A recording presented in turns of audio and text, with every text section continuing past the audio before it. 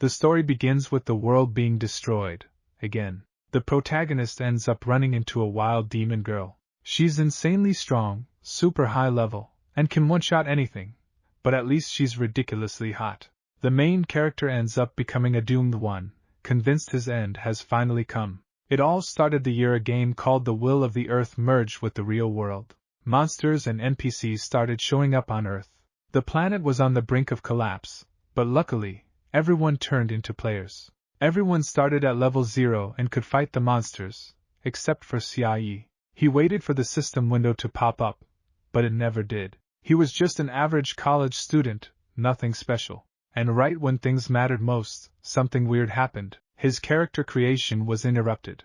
Cie, stunned, realizes the system window vanished. He can't equip anything, can't gain XP, can't level up. His whole interface is bugged. In that situation, no powers, no skills. There's no way a normal person survives. Cie totally panics. He thinks how sad it would be to die without ever doing anything. But even with a resigned smile, he says he did what he could. First things first, find a safe place and come up with a survival plan. Luckily, he at least got a backpack. He checks the potions, wondering if they're the newbie kind. He looks at the system window and figures that, since he's stuck in this mess, his best bet is to find a shelter and team up with other nearby players. While he's doing that, something suddenly falls from the sky. Cie turns around and sees a giant pink beam crashing down. At the same time, a mysterious guy watches from afar, wondering if that is what showed up after Judgment Day. Cie hides behind a rock and spies on a monster walking the earth, surrounded by a pink aura. He wonders if it's a wild boss. As the aura fades, the leader of the celestial demons appears. Belial. Hand on her chest, she says this is the place from the prophetic dream, where the demon king would appear. Cie peeks out from behind the rock, wondering if she's really an S-rank monster. He thinks Belial is stunningly beautiful. She surveys the area, licks her finger, and says she loves poking around weird places. Spotting a plush toy shop, she smiles and shouts that this is the perfect place. She declares she'll wait here for the Demon King to appear. Belial pulls out a perfect sketch of the protagonist, saying she saw him in her dream. She skips around excitedly, dying to meet the Demon King. When some people approach, she complains they're ruining the scenery. Terrified, they whisper they should aim for her face. Belial raises her hand, glowing with pink aura, and activates a skill called Territory Cleanse. A massive pink circle forms on the ground, then boom. The skill causes an instant explosion that wipes out anything 10 levels below the attack's level. Cie watches in horror and asks, "What the hell is going on?" Belial, still glowing, scoffs that humans have gotten way too soft. I mean, the Demon King is about to show up, and they couldn't even roll out a red carpet. Cie is still shaking behind the rock, thinking he needs to get out of there ASAP. But Belial turns around, looks directly where he's hiding, and spots him. She walks up and asks how he managed to survive her attack. He covers his mouth, certain this is the end. Suddenly, a yellow beam wrapped in aura flies by. Cie flinches, nearly gets hit. Terrified, he asks, "What was that?" The beam lands near Belial. Furious, she says someone's attacking her. She dodged it, but now she's baring her teeth in rage, swearing it could only be Roland. Roland approaches and casually comments that she's a bit on edge. She snaps, asking how he dares say that after almost making her lose balance. Grinning, Roland says there's no reason to be so harsh. He's a priest, humanity's highest authority. His title, the hope of humanity. Belial points at him and yells, asking why he's even here. With a smug face, he replies, "Isn't it obvious? I'm here to arrest the new Demon King." He says he saw this place in a prophecy but wasn't sure it was the right one. He looks around and confirms, "So this is the place." Furious and glowing with pink aura, Belial shouts she won't let him mess with the Demon King's destiny. She leaps toward him, eyes glowing hot pink, and punches him. Roland blocks with crossed arms. She strikes again but drops the Demon King's sketch. She slams the ground with aura, and Roland summons a one-handed weapon, continuing the fight with his trademark smirk. Cie, still behind the rock, watches in total shock, completely lost. Who even is this guy?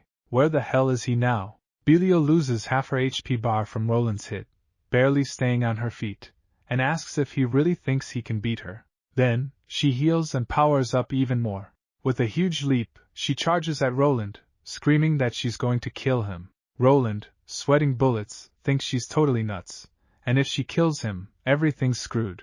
But he's still got one last move. As Belial closes in, he pulls out a piece of paper. Nobody knows what it is. She stops, confused, and asks, "What's that?" Roland shows her the exact same sketch of the Demon King. Belial freezes, captivated by the image. That's when Roland sucker punches her in the face. She goes flying, straight towards Xiaoyi. He sees it all, totally stunned, unable to process what just happened. Belial gets up, sees her torn sketch, holds it in her hands, and thinks bitterly about how a priest dared to pull such a cheap move, using her pure love for the Demon King, and hit her on top of that. Furious, she turns toward the rock, and locks eyes with Xiaoyi. Her eyes go wide, and with awe in her voice she says she's finally found him. Roland rushes over and slices her in half. Xiaoyi stands there, completely frozen, as Belial's blood splashes all over his face. Roland holds his sword, glowing with yellow aura, and says everything's set. He admits it was worthy of the Demon King title to put him in such a tight spot, but it doesn't matter anymore. All that's left is to set some traps, wait for the Demon King to show again, and finish him off. If he's just a level 1 Demon King, it shouldn't be too hard. With a trap in hand, Roland smiles, thinking he just needs to find the spot from the prophecy. Then he turns, and sees Xiaoyi, and that's when it hits him. The Demon King had been standing there the whole time, silent, right behind him. Roland activates his scan skill, but it glitches, so he upgrades it and scans Xiaoyi again. What shows up is a completely unknown demon. He has no idea what's going on. How is this possible? Roland panics, realizing that even going all out, he couldn't beat this guy. Maybe the Demon King's plan was to let his underlings wear Roland down to almost 0 HP, and then go in for the kill. What a cruel, calculating trickster of a Demon King. His whole life flashes before his eyes. Roland claps his hands and summons a yellow aura. Xiaoyi stands up and wipes the blood off his face. Roland's freaking out, thinking this is it. Meanwhile, an aura forms around Xiaoyi's head, and his only thought is, how dare that guy hurt him? The Demon King is furious and wants to destroy everything. But in reality, Xiaoyi just pulls out a tiny potion bottle and offers it to Roland. Roland stares at him, sweat pouring down his face. Xiaoyi scratches his head and says his HP's almost gone, but he still has this, and, kind of awkwardly, asks if he wants the potion. The truth is, the Demon King has no clue who he is. Sometime later, the merge between Earth and the Gain world had already covered 30% of the planet. People had started awakening as players and fighting monsters. A random guy with a grin says this is awesome. Helping players evolve is his job as an NPC. He looks out a window at the wrecked buildings and asks how Roland's doing. A man in a suit replies the boss monster that triggered the Demon King's awakening has been defeated. He checks the system window and says that if they manage to kill the new Demon King next time, it'll be a piece of cake. Just leave it all to Roland, he says. No reason to worry. The man smirks and says, as usual, Roland came up with a genius plan, and is executing it perfectly, truly worthy of the title Hope of Humanity. Meanwhile, Xiaoyi still holds out the potion and asks if Roland's gonna drink it or not. Roland stares, scared it might be poison. Is this revenge for his people? Sweating like crazy, he thinks Xiaoyi could kill him with a breath, but instead he's giving him a potion. No way he's letting him off that easy. What a devious demon. If he refuses to drink it, he's dead for sure. But since he has no idea what's really going on, this might be his only chance. So Roland activates Poison Resistance level 8, boosts health to level 11, magic defense to 9, and general level to 10. He maxes all attributes to level 10 and even adds a top-tier luck boost. Looking like he's walking to the gallows, Roland drinks the potion, clenches his fists waiting for the worst. But his HP goes up by 50. He stares at the bottle, shocked, and asks if that was just a basic starter potion. Xiaoyi apologizes, saying it was all he had in his backpack. Roland clutches his chest, thinking he almost died of shock, his face drenched in sweat. He wonders how that despicable Demon King had the audacity to trick him like that. Xiaoyi points at the health bar and says at least he managed to survive. Then he asks what exactly they're looking for on Earth. Xiaoyi scratches his chin and says actually, he wanted to know something else. How to get to the nearest beginner safe zone. He says it out loud, thinking that's the place where noob players and weaklings can train in peace. Roland, with a sarcastic smile, thinks he finally gets the plan. Those safe zones are where freshly awakened adventurers are, the same ones who'll defeat him in the future. So, the Demon King wants to wipe them out before they become strong. What a dirty move. He looks down, unsure if he should really hand those newbies over just to survive. They walk through a street full of destroyed buildings. Xia Yi happily says that Roland is a really good guy. Roland thinks that, in the end, he truly is humanity's irreplaceable hope. Then he turns to look at Xia Yi, thinking this is the perfect moment to kill him. Suddenly, they both look up and see a giant monster flying straight at them. Roland draws his sword, slashes quickly, and braces against the blast from a powerful attack. He turns and sees several level 42 guardian demons flying toward him. He raises his sword, aims at one's head, and pierces it in a single blow. Then he starts spinning the blade in all directions, wiping out all the demons. Xia Yi watches in awe, thinking that even with his health almost at zero, Roland can still take on high-level monsters. Then, with a panicked look, he turns around and sees a monster with glowing green eyes leaping at him. The creature shouts something in a weird language, saying that's its boss. Roland sees it, and wonders if Xia Yi is going to do anything. If he does, maybe he'll reveal more about his fighting style. But Xia Yi just drops to the ground and clings to Roland's side, desperately begging for help. A bearded monster with glowing eyes leaps right over Roland's head. He slices it in two and triggers an explosive skill through his blade. Roland looks down and thinks, what kind of weird, hopeless scene is this? Even when monsters go all out, he never backs down.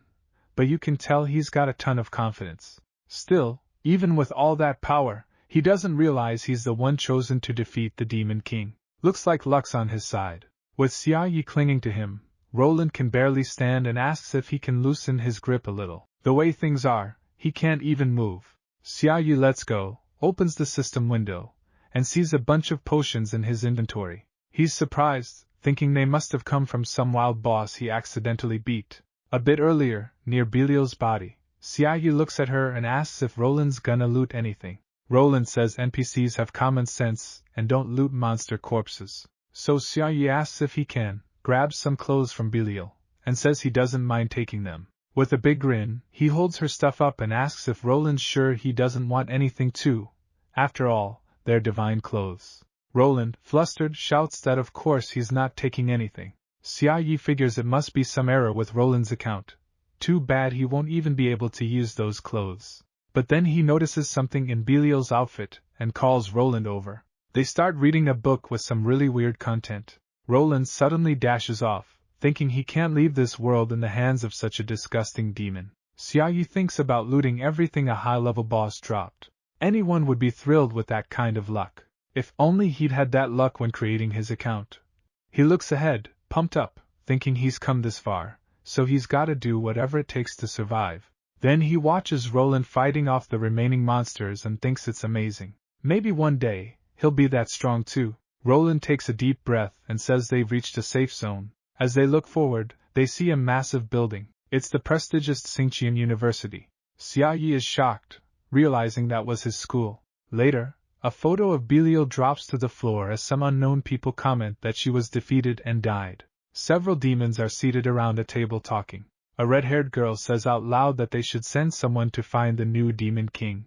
Then a white-haired demon girl with a halo says only Belial saw him in a prophetic dream. Babylon, one of the 7 sovereigns, lounges on a couch, resting her chin on crossed arms with a thoughtful expression. She asks how they're supposed to find the Demon King if even Belial couldn't. Mammon, another demon leader, places a hand over her chest and confidently says Belial left behind a clue before dying. She looks at a sketch of the Demon King and says they'll recognize him with that.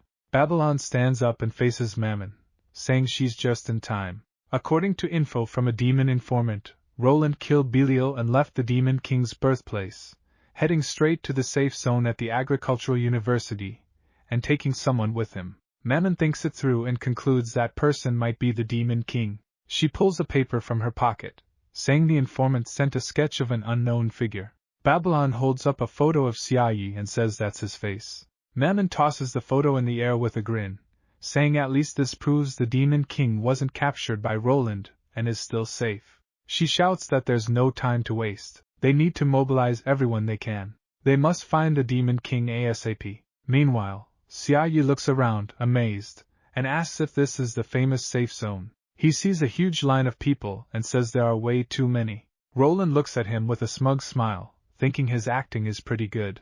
But that arrogant idiot has no clue what's coming. The entire agricultural university is a giant trap. The safe zone is protected by the gods using a system device called Bird Gang, which seals all monster abilities. No matter how strong a monster is, if it steps in, it's done for. The game rules seal them, the system takes over, and killing them becomes easy. Roland thinks Xiaoyu will die because of his own arrogance and ignorance. And he, as the prophecy says, will be the hero who leads the players to defeat the Demon King. After some time, they enter a building where several NPCs are standing. One of them sees them and asks if that's the hero Roland, the one the prophecy said would lead everyone to defeat the Demon King. Roland is surprised and says his greatness doesn't even need to be debated. One NPC exclaims that he didn't expect such an honored guest. He says it's an honor and that he heard Roland went straight for the Demon King at the very beginning, while it was still in its cradle. He asks, "So, did you destroy that wicked creature?" Xiaoyu hands one of them the documents, and says Roland really is an amazing guy. The man asks if he got what he meant and points at Roland with admiration, saying loudly that he is humanity's hope. The prophecy clearly speaks of him, the one who rallied the players to defeat the Demon King. Another NPC holding a stack of papers says the production of sealing steel is complete in the safe zone. It's steel strong enough to seal monsters. Roland jumps in horror and yells at him to stop talking. He grabs the guy's collar and shakes him, yelling if they're really that eager to destroy the world. Xiaoyu thinks he'd love to become a hero like Roland too, strong and kind. But Roland only thinks that the end is finally near. Just one more step and the righteous side will win. He slams Xiaoyu against the wall and yells that now he'll feel the system's unbearable power. Xiaoyu looks at him, confused, asking what he meant by that. He's standing right there inside the system, and nothing's happening. Roland is completely baffled. With a worried look, he wonders why the plan failed. Turns out the bird gang that was protecting the area has broken. Roland glares at Xiaoyu, wondering if he's some kind of being even the system can't contain. Xiaoyu grabs his attention and says this just proves how strong the system is. What he means is, since the safe zone is under system protection and he's inside it now, he's totally safe. Xiaoyu smiles and says there's just one little thing that's bothering him. Roland, clearly on edge, asks what he's planning to do, but suddenly, a huge explosion hits. A crazy amount of energy surges past several nearby players and NPCs. The players, scared, look around and ask what the hell just happened. Was it an enemy attack? One of the NPCs says he thinks it was just a server crash. He tells them not to worry. It was just lag. After all, this is a safe zone, and the system device, the Bird Gang, protects everyone. As they look at the device, they wonder if the Bird Gang always looked like that. One of them says he doesn't even remember, but it seems a little weird now. The NPC turns to the players and says there's nothing to worry about anyway. After all, their hope, the strongest force of humanity, Roland, is right there with them. He turns to Roland, calls him master, and asks if he could say a few words to the people. But suddenly, Roland drops to his knees and screams, asking why he's so scared. With a desperate expression, he wonders what kind of sick joke this is, trying to twist the system into some symbol of love. He tried to use the Bird Gang to trap Xiaoyu through system power, and now he's wondering if that is the real difference between them. He's completely in shock, wondering what happens if they just give up. Xiaoyu looks at him and asks if he's okay. He heard it was just lag. Nothing serious happened. He says he never imagined Roland would be that scared and gives him a pat on the shoulder, telling him to pull himself together. After all, he is humanity's hope, right? How can he be freaking out at the start of the game? Roland completely misreads the situation and thinks this Demon King is absolutely insane. He grits his teeth and asks what he wants. Does he want him to say it out loud? Xiaoyu looks confused, thinking, is he talking about assigning quests and rewards? He's touched by Roland's words. Then, all excited, he grabs Roland's hands and says he's got a little request. The two of them walk down a busy street. Xiaoyu says if he wants to survive in the safe zone, he'll have to learn how to cook. Roland stares at him, confused, thinking he expected some disgusting request. But nope. He just wants to learn how to cook. Xia Yi turns to him and asks, "He's the hero who's going to lead the players to defeat the Demon King, right?" He says that ever since he was a kid, he loved hero stories and dreamed of becoming one. But because of the bug in his account, now he's kinda lost. But now that fate. Roland looks at him completely confused, not understanding what's going on. Sometime later, the cooking skill mentor he asks, "A guy who's afraid to fight wants to be a chef, and take a shortcut on top of that." Meanwhile, the first aid mentor, Li Bingbing, says, "Who'd want to go out monster hunting if it were that easy?" He keeps questioning him, asking if he really thinks learning to cook will help him make money. He says cooking is an expensive skill to learn. Beginner players usually guard every coin they earn. At most, they manage to scrape together 10 silver coins after a few hours. And that's just enough to learn the basics of cooking. Xia Yi opens the system window and shows his inventory, saying he doesn't have much money. But when the mentors see that he has over 10 gold coins, they're left speechless. He immediately calls him boss and apologizes. Li Bingbing comments that if he managed to gather that much money so early on, he must have something special. But since they're NPCs with their own rules, they won't flatter him just because he's rich. He says that while the money is enough to get started, it's not nearly enough to level up the skill fast. If he doesn't improve his cooking, he won't profit from it. With the fusion of worlds speeding up, both resources and new players are vanishing. The ingredients needed to level up cooking are no longer available in the market. The only option is to buy them directly from NPCs. But that would cost a fortune. He says it'd be better to spend the money on gear and level up fast. With what he's got, he could buy the best items available for his level. But Xia Yi lowers his head shyly and says he has personal reasons. Then, he turns to Roland and suddenly asks a question that catches him completely off guard. There's no way out. Roland is furious, wondering why Xia Yi is looking at him like that. That damn Demon King had already scared and humiliated him. And now he wants his money too. He'd rather die than go through that humiliation again. But he can't take it anymore. Backed into a corner, he gives in, pulls out a small pouch of coins, and says it's all he has. Xia Yi takes the 17 gold coins and says he wasn't even planning to borrow them in the end. Suddenly, Li Bingbing cuts in and says it's still not enough. Xia Yi immediately turns around and looks her in the eyes. Desperate, Roland takes off his coat, worth 48 gold coins, but still not enough. He gives up his sword too, worth the same, and still nothing. Then, he starts taking off all his clothes and even stares at his underwear, which some fans would pay 99 gold coins for. He gives that up too. Finally, in a fit of rage, he punches the wall, thinking that damn Demon King took everything from him. And even then, Li Bingbing says it's not enough. She explains that the most basic crafting skill is equal to a C-rank combat skill. You can't start from zero. He asks again if the master doesn't have a valuable watch. Roland looks at his watch in horror. It was a gift from his father when he became an adult. Even so, Xia Yi ends up receiving the Lu family's heirloom watch. Then Li Bingbing asks why the master is treating him so well. Does he really think Xia Yi has potential? Slightly embarrassed, Xia Yi asks if she truly believes that. Does Roland really have that much faith in him? He says he told Roland he wanted to be a hero and asked for his full support, but never imagined he'd take it so seriously. He says he's moved.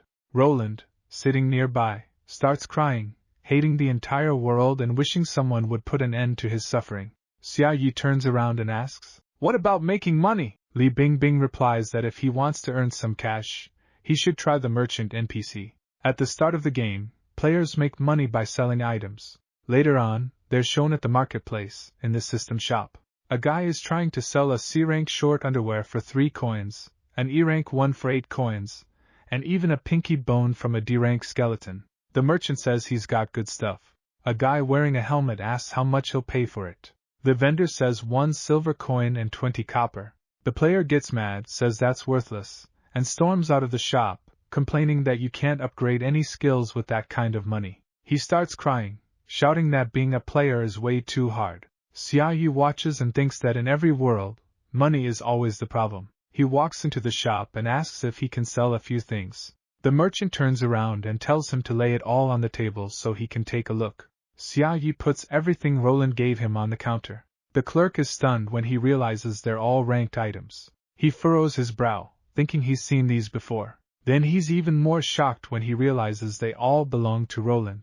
Xiaoyi opens his inventory and says, "I've got one more thing." He pulls out Belial's armor. The vendor, in shock, asks out loud if that's also Roland's. He looks at the armor, a bit flustered, thinking it's super stylish. Xiaoyi places the two items on the counter and asks how much he can get for them. The merchant says he doesn't recognize them and will have to do an appraisal. He raises his hand and immediately activates his level 99 appraisal skill. When the results pop up, he's left speechless. The system window shows that the horns are from an adult demon, used in cooking, medicine, and even as aphrodisiac jewelry. Belial's breastplate is a level 50 S-rank item. It boosts strength by 50, agility and crit by 199, and endurance by 152. It also has 4 gem slots. The sell price is 340 gold coins. Shocked, the vendor screams, asking how that's even possible. A nearby player yells in frustration, asking if they're messing with him. He got just 2 silver coins for his heavy armor, but this fine-looking cloth armor is worth over 300 gold coins. The vendor shouts that the guy doesn't understand anything. He stares at the armor awkwardly and says that for some things, the finer it is, the better. It's so soft and light it feels like air. Its value is over 200% higher. He sniffs the fabric and says it even smells nice, and is worth way more, 680 gold coins. Eyes sparkling, he says this is a rare item, and he's willing to pay that much because it's simply priceless. Xiaoyi, wide-eyed, asks in disbelief, "It's really that expensive?" The vendor looks at him seriously and says he doesn't recommend selling it.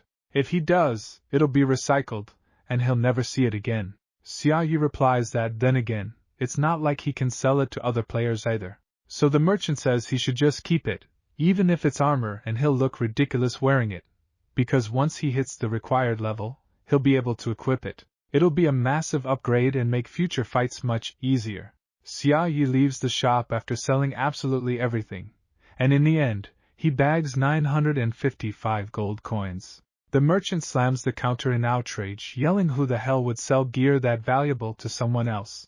But Xiaoyi doesn't even look back and walks away satisfied. He gets lost in his own imagination, thinking that in this player-run world, some people aim to defeat the final boss and save the world. Others want to dominate the arena and climb the rankings. There are explorers chasing new opportunities. And of course, there are the rich, those who can afford exclusive gear just for themselves. Even without combat skills, they manage to take part in boss fights. He sees himself as one of those. In a daydream, he imagines himself beside the Demon King, surrounded by allies. One of them hands him a sword, saying only he is worthy of delivering the final blow. A frightened girl begs him not to do it, but he simply touches the demon's forehead and says he doesn't even need a sword. He defeats the final boss, and the system declares him the savior. People cheer, shouting that he's the hero who defeated the devil. Xiaoyi smiles, thinking this is the path of a hero. With money, he can carve out that path himself. While his team fights monsters, he just stands to the side. Right now, he's leveling up his cooking skill like crazy. Just thinking about it fills him with warmth and hope for the future. He was so focused, he didn't even realize he'd maxed out the cooking skill. When he walks out of the building, someone notices and asks how the skill's going. Xiaoyi replies that he already maxed it out. The person smiles and excitedly asks if he's already mastered the basics. Says the next step is intermediate level. It'll be tougher, but he should give it his all. Xiaoyi walks past and says he finished that too. The person freezes, thinking. Shocked? Then that means he's already at Grandmaster level? Their expression instantly changes. Xiaoyi smiles, thinking that a bugged account isn't a big deal. After all, this is just the beginning of the game. And from that moment on, without even realizing it, the Demon King set a goal to defeat himself. Walking down the street, he reflects that the role of NPCs is to help players gain experience. But the player's role is to defeat the Demon King. At the end of the day, he has the hardest quest of all, just surviving in this world. And when he really thinks about it, he got super lucky early on. Then a system message pops up. There's no more space in his inventory. Besides the potions and Belial's egg, it's filled with handmade miniatures. Xiaoyi smiles and thinks it's time to make a decision and move on to the next step.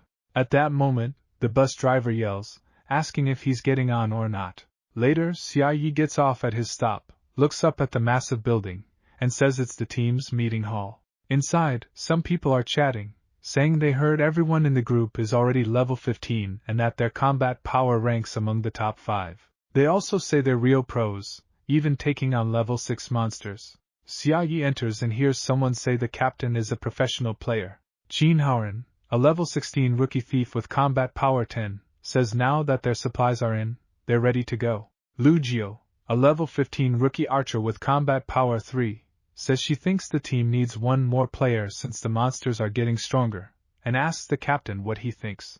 Qin Haoren replies that if someone new joins, they'll have to share the loot with him, and that the 4 of them are enough. Besides, they already have An Lu, a rookie assassin on the team, but all info about her is confidential. Then he hugs Xiaoyuan, a level 16 apprentice priestess with a combat power of 4, and reminds everyone that efficiency is what matters for pro players. He warns, if anyone falls behind, I'll kick them from the party without hesitation, even if it's my own sister. Xiaoyuan yells that she'll do her best not to get kicked out. Qin Haoren starts walking and says everyone needs to give it their all. The girls follow and agree. Suddenly, a system window pops up right in front of him, catching his attention. It's a portrait of Xia Yi with a request to join the party. Qin Haoren instantly declines and wonders where this idiot came from.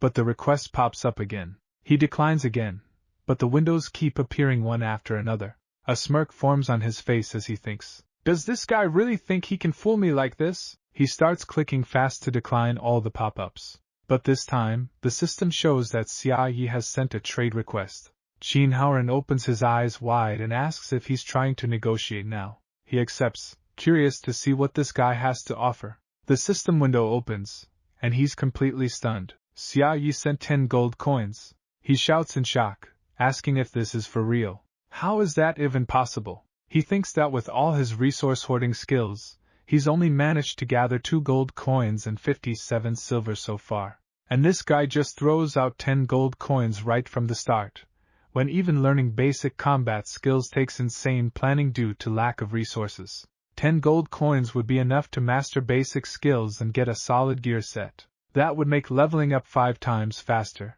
Who in their right mind throws away that kind of fortune? And even weirder, who has that kind of money at the beginning? Is he some high-ranking player? Or is this some trick no one's seen before? He wonders whether he should accept or reject. Finally, he waves his hand and shouts, 10 gold coins? What kind of idiot would say no to that? He accepts right away and then says, but what kind of idiot gives all that to someone like me? His attention goes back to the system window, which now shows the party join request again. Later, when they finally meet, Qin Haoren asks if he's hiring them to escort him to his old home to retrieve something important. Xia Yi confirms and says he asked around and found out the place is now occupied by level 18 moles. He can't go alone. He needs their help. Lu Jiu responds that he's got to be joking. They're not here to do charity, and their ranking is way too important. Qin Haoren starts fake crying and says out loud, since when did you become so heartless? Then, with the sweetest face ever, he says that if they want to be a real pro team, they need to be motivated by love for others, and they accept the quest. Lu Jiu looks at him, stunned, and quietly asks what's gotten into him. Later, at the building entrance, she follows Qin Haoren and yells that their team's at the top of the rankings. How could he accept a mission like this? He turns around, opens the system window, and tells her to take a look. When Lu Jiu sees his inventory, she's completely shocked and yells, where did he get all those gold coins? She starts putting the pieces together. That weak-looking guy gave him all that? Could there be some treasure in the place he wants to go back to?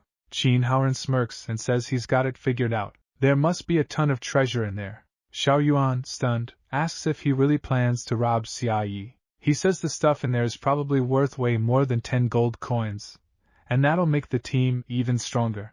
And if it ends in death, the mission's value will rise even more. He asks if everyone's on board with this. Lu Jiu looks away and says she has no answer for that. So he looks around and asks where An Lu is. She's up on a nearby pole, watching them from above.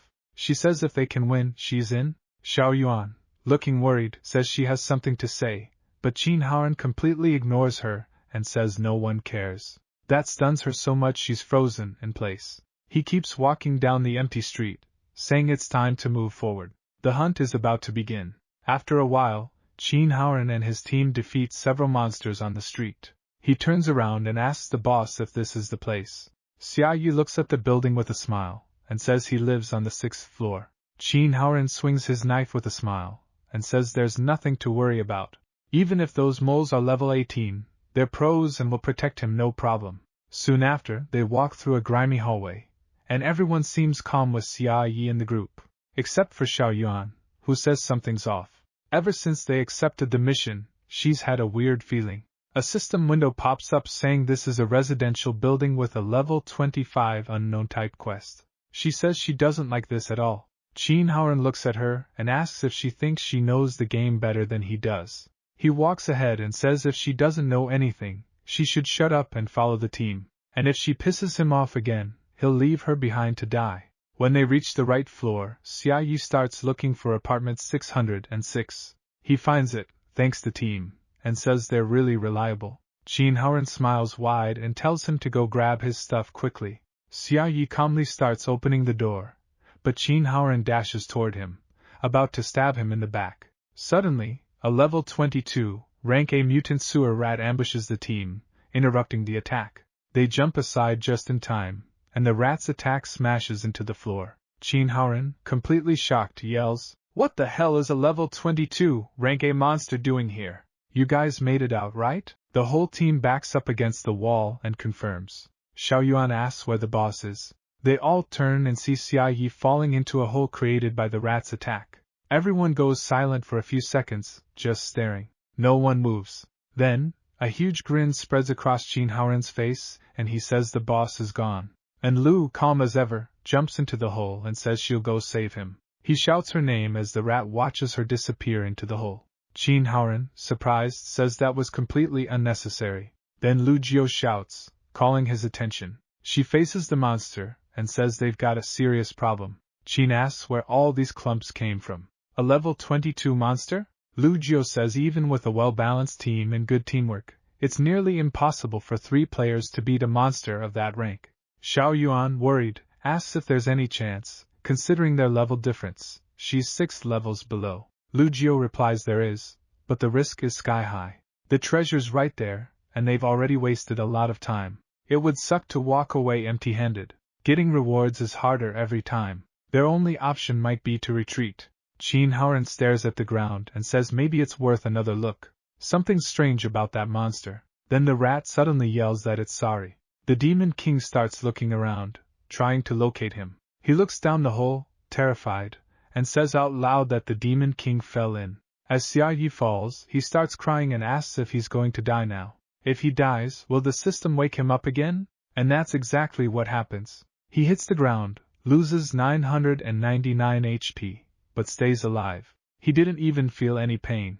The system says he earned the achievement, Lost Kid, for surviving a 20-meter fall. He looks up at the hole in the ceiling and asks what he's supposed to do now. For now, all he can do is wait for the team to come save him. Several rats run toward him excitedly, chattering in rat language, celebrating the presence of the Demon King. But suddenly, several daggers fly past Xia Yi, hitting the rats and throwing them away. He shakes in fear, asking what the hell that was. Then he hears a voice.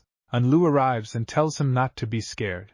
Xia Yi turns toward the voice and asks who it is. When he sees her, he recognizes her right away and says, "Oh, it's you." She calmly says the place is dangerous, and they need to be careful. She walks toward an invisible wall, and says there's no way up that way. Xia Yi is shocked and asks if that's even possible. Lu calmly says it looks like they'll have to find another way back. He looks to the side and asks if they can go up the stairs. She says he should go first. Xia Yi opens his eyes wide and asks loudly if he's supposed to lead. Lu looks at him in silence for a few seconds and says nothing. Then, with an annoyed face, she asks what's his problem. Does he really want a shadow assassin to go first? It's no secret that her job is to work from the shadows. That's literally the whole point of her role. Xia Yi yells that she totally doesn't get him. Even though he's terrified, he finally agrees and says the most important thing is that she protects him. Lu looks at him, nods, and says not to worry. But deep down, she's thinking that as long as that idiot walks ahead without suspecting anything, he's just exposing his back to her. He's going to die without ever knowing what hit him. The main goal is the treasure, and he'll regret ever trusting her. She quickly jumps toward him and activates her level 1 backstab skill. But Xia Yi pulls out a piece of fried chicken from his inventory, turns around just in time, and she stabs the knife straight into the plate. And Lu is in shock, completely lost. Did her lucky strike just hit the chicken dead on? What the hell is going on? None of this makes sense. Xia Yi checks his HP and says he already trained his skills enough, and since his health wasn't full, it made sense to eat. He looks down and asks if she really grabbed the knife just to cut the chicken. He's confused as Lu jumps back in a flash. She seriously thinks there's something very wrong with this guy. He looks weak, but casually tossed out 10 gold coins and even has cooking skills. And now that chicken blocked her attack like it was nothing. He must have seen it coming. Even a level 16 warrior wouldn't survive a backstab without a shield. He's hiding something. She needs to stay alert. You'll see. There's poison in that chicken. Just one bite, and she might end up as his puppet. And there'd be no turning back. Even though she says she'd never eat it, she grabs the chicken and takes a bite. Xia Yi asks if she likes it. And Lu snaps back to reality, and realizes she gave in because of the smell. And thanks to that dish, her level jumped to 21, and all her skills got a boost. The system notifies her that she advanced her class and became an assassin. She stares at the chicken in her hand, realizing that it not only made her stronger but also upgraded all her skills and gave her a class promotion. She starts panicking. What the hell? Is this just a chicken? No way. This is clearly some kind of modifier. She's a pro assassin from the shadows. She's taken out even overpowered players. And this guy seems so normal. Could he actually be stronger than that idiot Qin Haoren? Suddenly, Lu bows before him and declares that from now on, she belongs to him and will follow all his orders. Xia Yi is shocked and loudly asks why she just said that out of nowhere. He looks at her, completely confused, thinking that at first he thought she had 8th grader syndrome. He smiles and tells her he never planned on taking her hostage. He just wanted her to protect him. How are you gonna protect me if your HP isn't full? He asks. And Lu looks at him and repeats, just protect you. Xia Yi nods and says that, after all, he's the boss who paid. Then he keeps walking, and Lu stays frozen for a few seconds. Then, blushing, she looks at him and says, understood, sir. I'll protect you. Meanwhile, on the 6th floor, Qin Haoren attacks a sewer rat. His strike doesn't deal much damage, but the monster still dies. The rat, in truth, didn't want to fight anymore. It feels guilty for hurting its demon king and believes it doesn't deserve to live. The giant mutant rat chooses death, bites its tongue, and kills itself. In its final moment, it forgives itself and finds peace. Qin Haoren watches the body fade away, stunned, and asks, did that rat just kill itself? Xiao Yuan looks at him and says that apparently, he managed to defeat a high-rank monster with a 6th level gap. Could he really be a pro player? Qin Haoren checks the system window and is surprised to see he unlocked the title. Insanely strong person. The condition was to kill a monster 5 levels higher. He activates the title. The system notifies him that his HP, attack, and defense have increased by 3%. Qin Haoren grins and says he didn't expect to get so lucky. Maybe he really is the main character? He wonders what other abilities he might have awakened. Xiao Yuan looks away and says this shouldn't be happening. She's had a weird feeling ever since they entered the place. Qin smiles and says it's just pointless paranoia. He kicks open a door and says that now he's an insanely strong guy who can one-shot a level 22 elite monster. He turns to the group and asks with a grin, so tell me, what's there to be afraid of? Xiao Yuan yells his name and tells him to look out. Qin Haoren looks at her, shaking in fear and confusion, and asks what she's looking at. She points and yells that he's looking in the wrong direction. The monster's behind him. He barely has time to turn before taking a brutal hit that sends him flying into the wall. He crashes to the ground, writhing, with over half his health gone.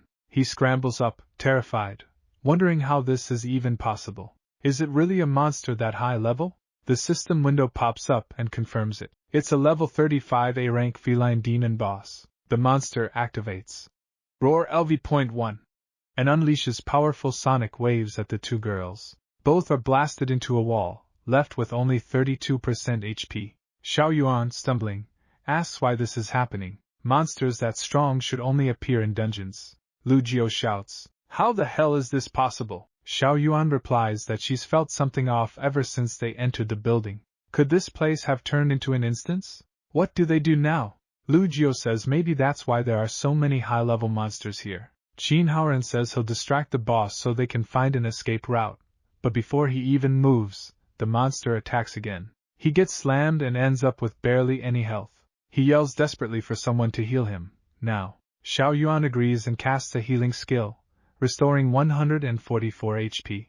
Qin Haoren watches the feline demon and thinks he needs to change stances to counterattack, but suddenly the monster's face is right in front of him. The demon cat gives him a playful slap that sends him flying. He floats midair, losing and regaining HP in a loop.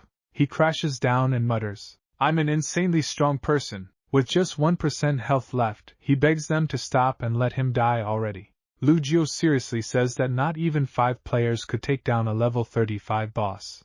Xiao Yuan, tense, says they need to open an escape route for Qin Haoren. She turns around and is shocked to see Lu Jiu already on the other side of the rooftop. She yells, asking when she even ran that far.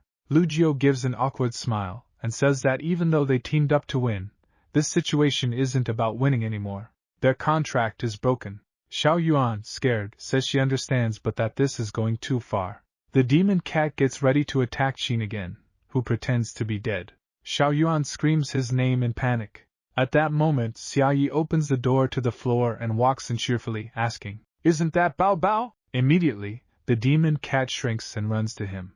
It jumps into Xia Yi's arms, and he smiles, happy to see it's okay. Everyone is in shock watching him hold the same cat that almost killed them. Xiao Yuan, trembling, thinks, that demon cat, the boss of the instance, is his pet. They go into the apartment. Xia Yi looks at the cupboard with Bao Bao on his head and asks, "Out of food? Litter, cans, bowls?" Qin Haoren watches and says that even though things didn't go as planned, at least everyone made it out alive. That guy may look weak, but he tamed the instance boss. He's probably way more valuable than they thought. And as long as he's alive, they can benefit from it. He calls out to Enlu and tells her she made the right choice. He looks at Lu Jiu and says that unlike certain people, she's the most reliable teammate. He asks if she wants to be rewarded with a hug from someone insanely strong. He tells her not to worry. As long as they follow him, they'll stay the strongest team. But out of nowhere, Enlu charges and slashes both of them with a dagger. They collapse, bleeding. She looks at them with disdain, and says just thinking about them turning on Lord Xia Yi makes her want to kill. Qin Haoren, terrified, asks what she's doing. And Lu stares at him with a wicked look and asks, "How dare you question me here?" She slices him again, twice. Xiao Yuan begs her to stop. And Lu looks down on her, and says they don't even realize who they're messing with. Xia Yi pets Bao Bao on his shoulder, and says he got what he came for. Now they can go back. That's his cat. It wasn't with him when the world changed, so he decided to find it no matter what. And Lu looks at Bao Bao and asks, "So the treasure was a cat?" She then bows to Xia Yi, startling him, and solemnly declares she understands everything now.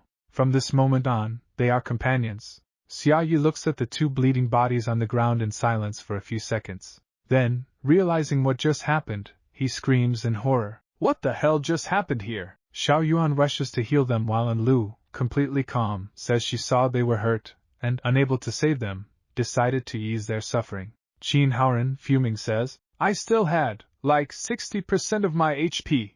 What kind of wound was that?" And Lu looks away and says, "The wound was too deep." Qin Haoren gets up furious, yelling that she's the one who did it. She fakes regret and says something super dramatic, claiming there's no more hope for him. Xiao Yuan tries to speed up the healing, but it's not enough.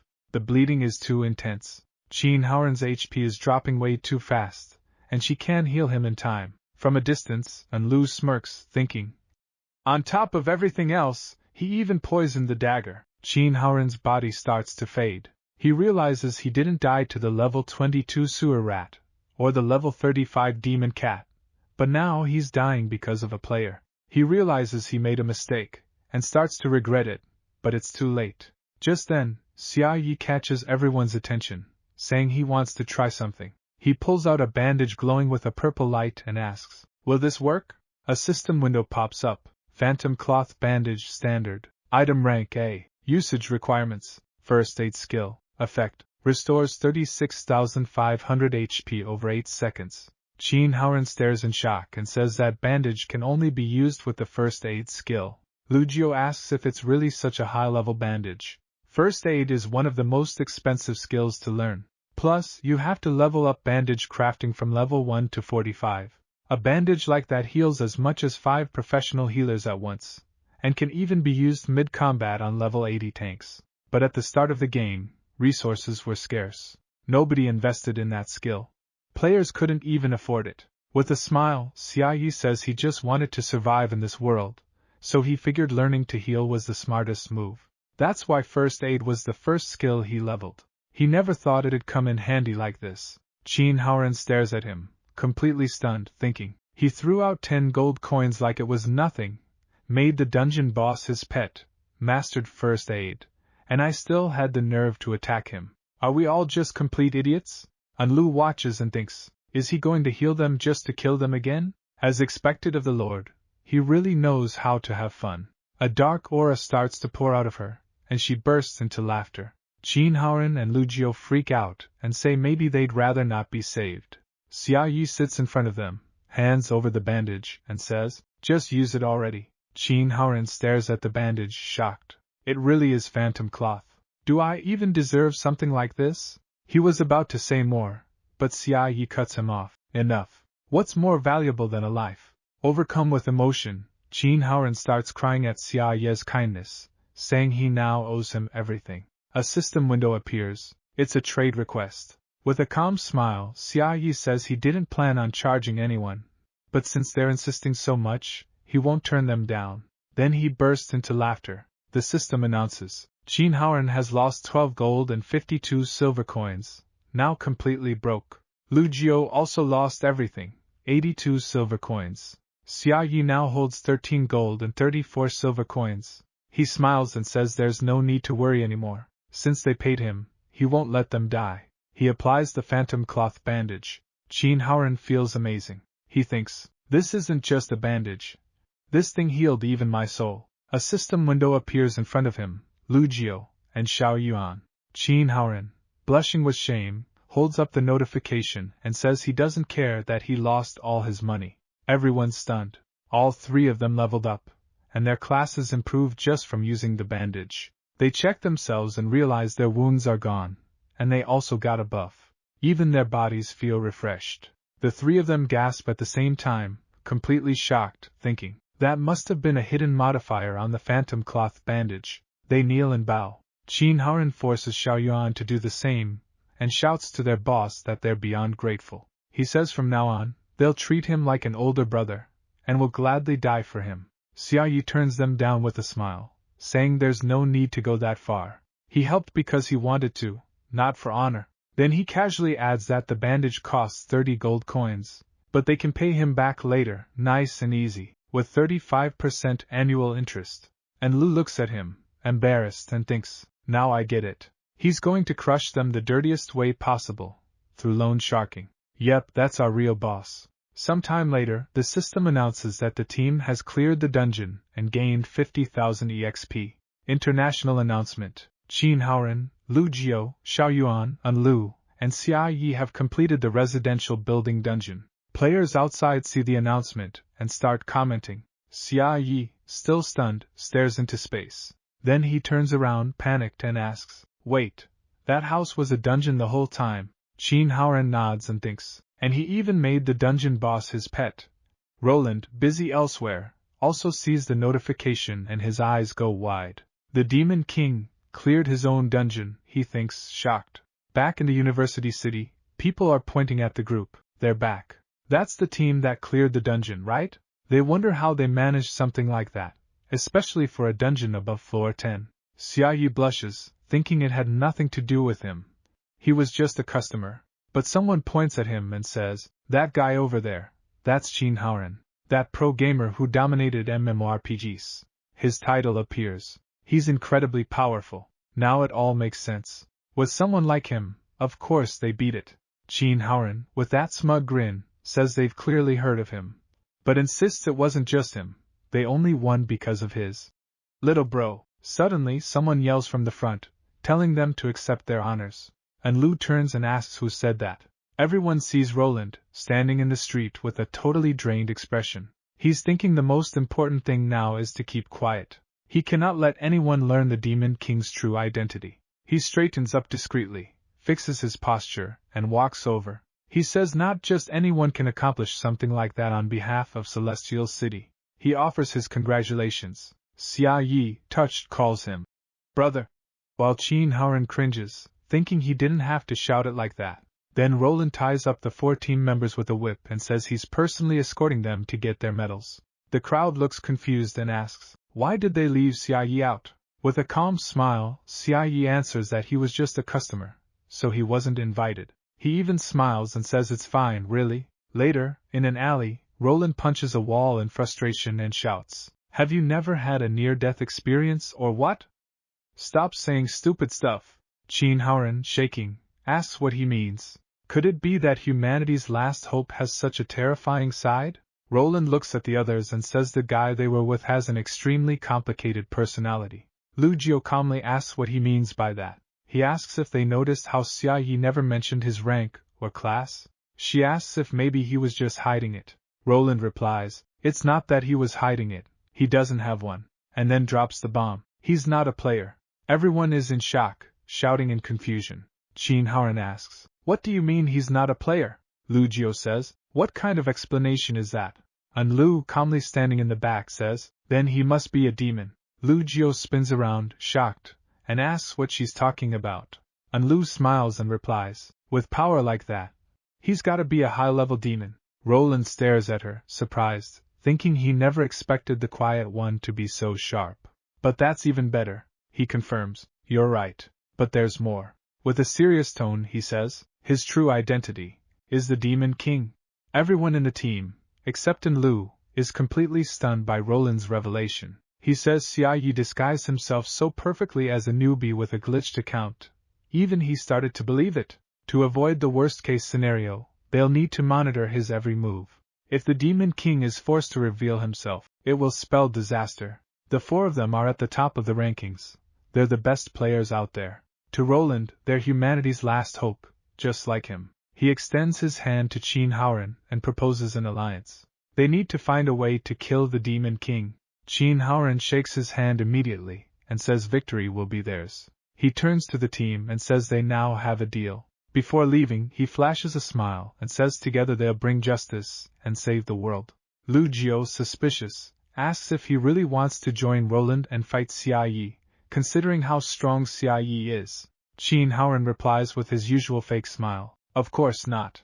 I was just fooling him. As a pro gamer, I see things clearly. No one in the world can match Xia Yi's power, so why risk my life by becoming his enemy? He still remembers being betrayed at the most dangerous moment. So those who betray others have no moral ground to talk about justice. Lu Jiu nods calmly and says their goal is to win. Qin Haoran looks at the others and asks what they think. And Lu, cold as always, says if they want to keep being Lord Xia Yi's little dogs, that's fine, but she's leaving the team. Qin Haoran is offended by being called a little dog, especially since she used to be obedient and submissive.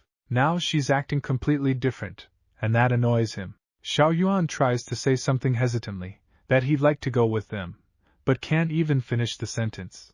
Qin Haoran interrupts him. Perfect. The decision is made then. With a big smile, he says they'll become villains together. And so, for the first time, a group of players joins the Demon King's side. Some time later, a man looks out a window and asks if it's true about the rumor of a player team clearing an instance. The guy behind him confirms it, and says humans are persistent. They can push past their limits and achieve unexpected results. The man gets hopeful, saying now there's a real chance to defeat the Demon King. He asks if Roland has returned. The other answers he has good news and bad news. The man says start with the good news. The guy says, Roland is back. The man instantly perks up and asks if that means the mission to kill the Demon King was successful. Then the other drops. The bad news is he brought the Demon King with him. The man turns shocked, asking if this is some kind of joke. One guy explains that Roland sent a message saying the Demon King wasn't born as a baby like everyone thought. He's already an adult. Roland is ready to explain everything in detail personally to the High Command, and the general has already been summoned to the meeting room. Meanwhile, several employees greet Roland at the building entrance. One of them approaches and says they're waiting for him and if he needs anything, just let them know. Roland smiles kindly and replies he will if he needs anything. But as soon as he walks away, his face turns serious. He enters a room filled with system windows, with eyes watching everything. Someone starts the meeting saying they need to discuss what happened with the Demon King. Roland replies the situation took a completely unexpected turn. He says the Demon King managed to bend heart-shaped steel without using his hands. Everyone in the room is stunned. Not even the system artifacts could stop him.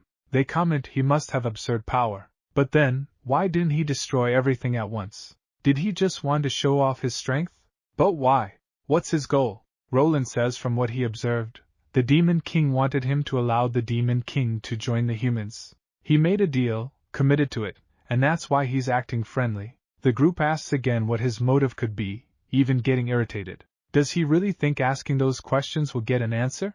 How do you understand what a dark creature thinks? Roland says he still believes he discovered the Demon King's true objective.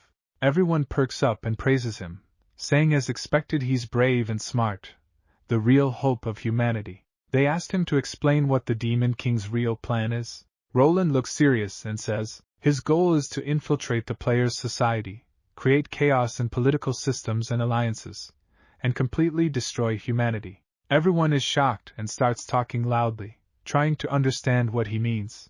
And honestly, it made sense. Roland calmly explains that when he found Xiaoyu that day, Xiaoyu was already infiltrating the strongest player team at the time. Luckily, he arrived just in time to foil the plan. He also says he established a friendly cooperation with Jin Haoren. Everyone praises him even more as humanity's hope and adds, so that's why the Demon King created that dungeon. Now it all makes sense. Roland interrupts before the guy finishes and says yes, they understood correctly. The Demon King did all that to build a reputation and confuse everyone. Roland explains that in the game world there are now two types of monsters. The first type obeys the supreme evil, animals and plants modified and dominated by demons. The second type are the demons themselves, who answer directly to the Demon King and are the true enemies of the world. This type commands all demons and wants to destroy everything. The Demon King commands all demons and wants to destroy the world. But with the hero's help, he ends up being defeated by the players from Earth. That's the main plot of the game. The demons have absurd power, far above the mutant animals. Only the strongest can be considered leaders. The dungeon's final boss was one of those leaders. That dungeon, in fact, was like a fortress built by the Demon King's army on Earth. People get outraged and start saying out loud that, to get what he wanted, the Demon King even went as far as to unleash one of his most sinister creations. His evil knows no bounds. Then, someone with a thin voice asks if there's any chance the Demon King lost his memory or doesn't even know who he really is. Everyone looks at him like he's crazy and firmly replies that it's impossible. What do you mean he doesn't know? Are you saying the collapse of the steel tower on the coast, the theft of the best player's gear, and the invasion of the Demon King's own dungeon are just coincidences? The guy who asked the question instantly apologizes and promises not to open his mouth again. Roland, with a very serious face, says that, in short, they have no way to face him now.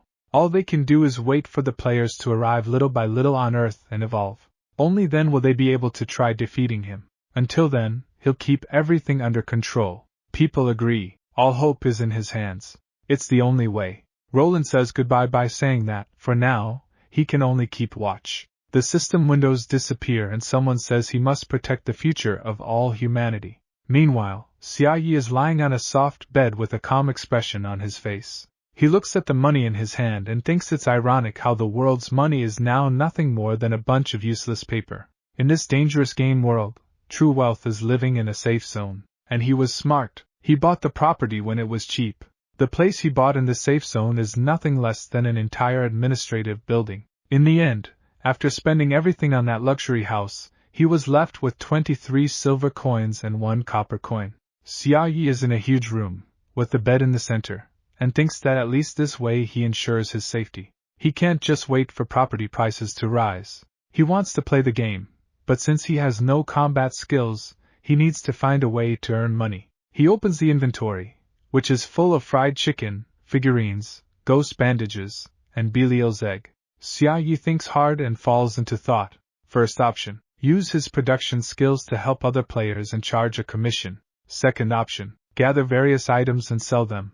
Third option, trade the resources he already has for money. After thinking about it, he says out loud that he only has one option left. He grabs Belial's egg and says he has to sell it. He walks around the room commenting that he already sold her horns and clothes for a good price. He doesn't know how much he'll get for the egg, but at least he'll be able to trade it for something.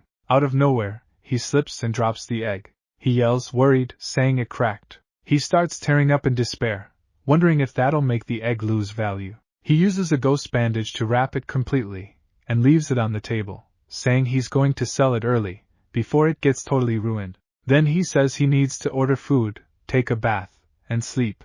Bao is lying on a huge cushion, silently watching as he leaves the room. Suddenly, the egg keeps cracking until it disappears completely. Belial is reborn and thinks she's a great demon, one of the 7 celestial queens, reborn under the Demon King's protection. She didn't expect to show up there, but she doesn't care, because the Demon King is going to destroy the entire world. That's how it should be. She just needs to wait a little longer. She's sure she'll find him. She senses a huge shadow approaching and is surprised. When she turns, she comes face to face with a giant Bao, staring at her. She's so shocked she freezes in fear, calls him by name, and asks what he's doing there. Bao keeps looking at her, and asks how she knows who he is. Belial looks away and says she saw him in a dream. Time seems to slow down. She sees herself submerged in the void, in a dream. In that dream, there was a creature who showed her a prophecy. When the 2 worlds united, the demon would lead his army and destroy all of humanity. And in that same dream, Bao was next to the demon. Also there was the great demon, the one who commands all monsters, the big and terrifying ones. Bao says now it all makes sense. Belial shouts that the creature revealed to her the place where the Demon King himself would be born. As soon as she woke up, she went to find him to greet him. But the celestial city was chasing her, and Roland was also on her trail. Even so, she didn't give up easily. She even ate a rotten apple, which restored 3% of her health. Belial exclaims she never expected Roland to be right in the place where the Demon King was supposed to be born. They must hurry and find him as soon as possible. Bao then says it's no longer necessary. She's shocked and asks why he says that. He replies that he's no longer level 1, and much less a child, so he doesn't need anyone's protection. In fact, his current level has at least 4 digits. Belial is stunned and asks if he's sure. Bao starts licking his paw and says he doesn't even know what the numbers are because all the symbols are distorted. She looks at him and asks what level he is now. Bao looks back and says his level now is just a facade. A heavy aura emanates from him as he explains that the Demon King himself created a bond with him, and because of that, his level no longer means anything. Belial is speechless and asks how that's possible. Does that mean he can use the Demon King's power directly? Bao remembers the past and says that when the Demon King found him, he was level 35. They were together day and night for many years. The emotional bond between them is much stronger than with anyone else, so why not use it to his advantage? Belial says she's dying of envy. She'll also do her best to create a strong connection with the Demon King. Bao says there's still something else he needs to tell her. She lifts her head and asks if it's important. He smiles and says his master is now infiltrated among humans, working in disguise. Belial reflects and says he must be infiltrating human society to destroy their political system. That way he can wipe out humanity effortlessly. Seems like that's the current plan. But Bao cuts her off and says not to jump to conclusions. His master's goal isn't just to destroy the political system. Belial is amazed and says he truly lives up to the title of Demon King. He could destroy the whole world in one blow, like an atomic bomb, but he chose to enjoy the process slowly. Bao gets irritated and shouts, asking if she's listening to what he's saying. Then he calms down and says what matters is that they must stay close to the master and act as if they're weak. They can't expose him or interfere with the plan. Belial responds excitedly that there's no problem. They just have to pretend, right? She can be his wife, his servant, whatever he wants. She accepts everything. Bao looks at her and says for now, that's all. She seems smart enough, and since the master saved her, he surely has a reason. At that moment, Xia Yi comes out of the bath and calls Bao, surprised. He says he thinks he heard some voices. Upon seeing the 2 on the table, he gets scared. He looks at Belial and asks out loud if she really came out of that cracked egg. He picks her up and comments that she's so small and alive. She moves, talks, even laughs. Does that mean she's worth more now? A while later, they're sitting on the bed and Xiaoyi asks if that means she's like a mini copy of the Belial that Roland killed. She nods and he says he gets it now. She looks away with blushing cheeks, thinking she met the Demon King like this, and it's super embarrassing. She was about to ask him about her clothes, but Xiaoyi cuts her off and says he sold them. Belial is shocked and says those horns were a symbol of her noble status as a demon. He apologizes and she thinks she was going to be sold anyway, so there's nothing to be attached to anymore. She gets sad and starts crying, thinking maybe the master is doing all this to protect her from humans. In reality, the king only saved her to gain something, and now he's going to sell her for money. A slightly crazy smile appears on her face, and she thinks that's inspiring. For the sake of the Demon King, she'll have to endure human contempt and all humiliations. She feels noble because of that, full of sacrifice and devotion. But then she starts to suspect something's fishy about this story. Belial lifts her head and tells the master that if he needs that much money, she can find other ways. Xiaoyi, with a confused look, asks what ways those would be. Then Belial flies high and starts glowing with intense light. Just then, a delivery man shows up with a jetpack, knocking on the window and saying he brought the order. He runs into Xiaoyi and Belial lying on the bed and looks at them with a very suspicious expression. He gives them a somewhat awkward thumbs up, leaves the package on the floor, and says he'll just leave it there. Xiaoyi raises his hand trembling and says the delivery guy got the wrong idea. Then he gives up, drops onto the bed, and asks, "So, you're saying there are other ways to make money?" Belial nods and says she can show him some of her special skills. She squirms with an embarrassed expression, and says she'll show him now. She lifts her head and her demon horns were already growing back. She rips one off, hands it to him, and says he can keep it, that he can sell it for money. Xiaoyi looks at her horrified, stays silent for a few seconds, then gathers courage to ask, "These horns, are they real?" Belial, with a sorrowful expression, explains that her horns grow every day, so they can only be cut once a day. She asks him not to sell her. Xiaoyi puts a hand on her shoulder with a cartoon character expression, and asks how she could think he would really sell her. Belial saved his life, and thanks to that, they're now earning 6 gold coins and 50 silver coins per day. In return, he has pet number 1, Bao. He eats raw meat every day, which costs 2 silver coins and 13 copper. Pet number 2, Belial, eats 3 fried chickens a day, which comes to 36 silver and 24 copper. But as long as she remains in her mini form, they can save quite a bit. That way, she only eats 3 cookies a day, which costs 6 copper coins. So, she'll stay in that small version, at least until special occasions. Belial asks the master what the next step is. Xiaoyi looks at her, and asks what she means by that.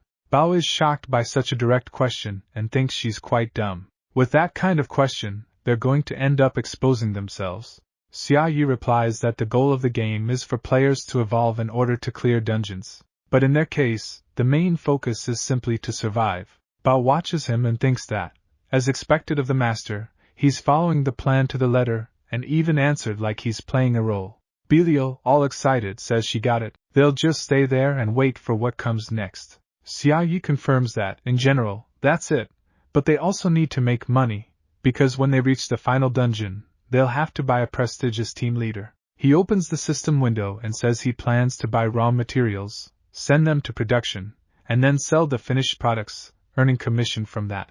Belial glances at the auction window and says there isn't much demand for those items, and the profits are small. Xiaoyi gives her a kind smile, and says that's why she's so important to him. She's surprised and gets very happy. She smiles broadly and promises to work really hard.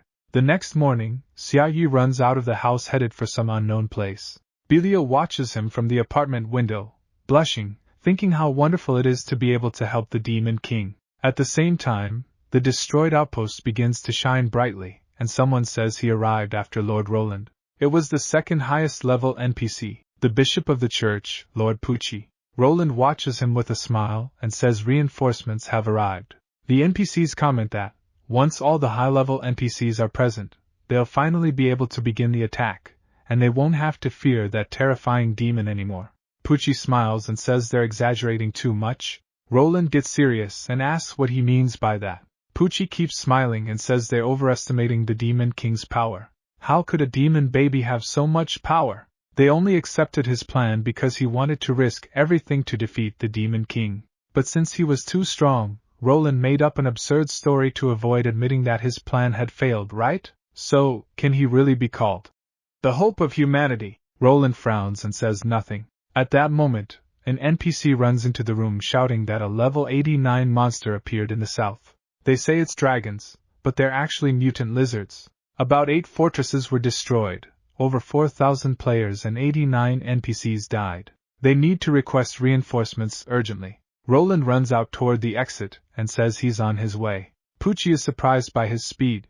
Roland turns around and orders him to stay right there, that he'll prove the bishop is nothing but an arrogant fool. He leaves, hops on his bike, and the NPC asks him to be careful. Roland assigns him the mission to watch over the Demon King while he's gone. The NPC opens his eyes wide in surprise and asks, "He's supposed to follow the Demon King?" Roland, with a satisfied expression, yells asking if that idiot has any idea how powerful that monster is. They need to know every step he takes. The NPC, trembling with fear, asks what he should do. Roland, calmer, says he just needs to ask him directly. The NPC opens his eyes even wider and shouts, "He's going to spill everything that easily?"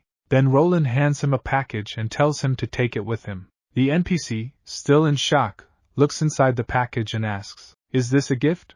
Roland replies with a kind smile that it's the greatest treasure of his family, the claw of the saints of my dragon.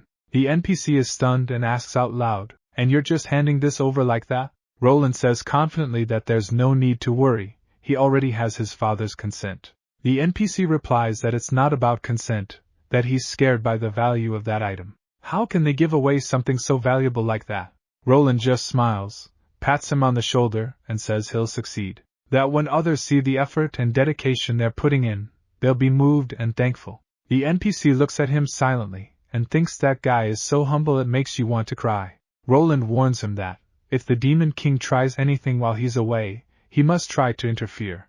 Poochie watches the two talking and comments with disdain that it's very sad, that the hope of humanity has turned into another mediocre character, like a cheap anime hero from Gibber. Roland starts up the bike and leaves. The NPC says he understands, not to worry, he'll do everything right. He gets on his own bike and another NPC asks if he's leaving already. He confirms yes, that he has an important mission and can't fail. Someone calls out to him and asks him to wait. Looking up, he sees Poochie descending toward him. Poochie lands and smiles, saying he's coming with him. He wants to see with his own eyes the power of that invincible Demon King. He smiles mischievously and wonders if that so-called king had already set aside funds in advance to create an army that will destroy the world in the future.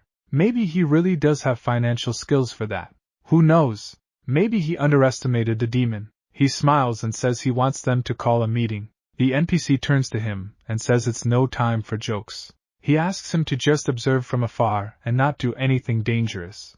Poochie, with that arrogant air, asks if now some NPC is going to teach him what to do. He says he just has a bit of financial education and doesn't care about all that evaluation about the demon, and that, when he returns to the Celestial City, he'll tell everyone how irresponsible Howren was for letting the Demon King buy an entire building. Suddenly, he realizes the other guy who was with him disappeared. He asks out loud what happened to him. The NPC appears near a pillar and hands the package to Bao, who's sitting there, and asks him to accept it. Poochie nearly loses it and screams, "What? The most valuable relic of the Li family, the claw of the saints of Maya Dragon, is going to be handed to the Demon King just to please his assistant. And since when did this cat appear here?" Bao looks at the package. The NPC replies that Roland was the one who sent it. Bao asks, "Who's this Roland guy? Never heard of him. Do we know each other?" Poochie is completely shocked. He thinks Roland must have suffered some kind of mental breakdown. He used the legendary relic of his own family to please that creature that only knows how to eat, sleep, and lick itself. Bao, very serious, thinks he wanted to talk to him for a bit to continue with the master's plan to infiltrate the human race. He remembers Howren and says he thought they were talking about that guy who only knows how to bully the weak, flatter the strong, and mistreat his own allies. The NPC, awkwardly, hands over the relic. Bao attaches the claw to a staff, starts scratching his back, and says he's grateful, that this junk will be great for that. The NPC, in complete shock, bites his lip and thinks the legend is being used to scratch a back. But it looks like Bao is pleased with the gift. Bao stores the relic and asks if there's anything else. If not, they'd better go already. The NPC says there's still one last thing to discuss with Mr. Cat. Poochie explodes with rage. He yells that that's enough, that he won't put up with this anymore. He creates a magic sphere and roars, asking who that ignorant creature thinks he is. Poochie yells that he's going to teach him a lesson right then and there, and show the full power of a human. The system notifies that it's activating the skill. Judgment of the Holy Light. Level 42. It's a powerful skill that not only causes massive damage, but can also stun the enemy. But no one pays attention. The NPC just wanted to ask if Mr. Xiaoyi had any plans to destroy the human world anytime soon. Bao stands up on his hind legs and says that, in any case, that can be discussed later. The NPC looks at him with a kind smile, a bit lost, and says he'll wait then. Poochie, confused, asks in surprise what he just said. Bao looks away and says he has work to do. Everyone turns in the same direction when they see a dragon flying toward the city. Poochie, amazed, asks out loud why a dragon is appearing. The NPC corrects him, saying it's not exactly a dragon, but a mutant lizard. Bao looks at the creature with strange calm and says nothing. Poochie, growing more irritated, yells asking if Roland didn't go precisely to confront that monster. Meanwhile, the dragon flies above, and Roland chases it on land. Riding his motorcycle, he draws his sword, jumps high into the air, and launches himself straight at the creature. The dragon swings its tail to send him flying. Roland sees the attack coming, manages to block with his sword, but the force is so brutal he crashes to the ground with a thud. The fall raises a huge dust cloud, but Roland survives and runs out from the mist, still chasing the beast, with a very serious expression. He says that, next time they meet, that monster better be ready, because he's going to destroy it. But the dragon flies farther and farther away, fleeing.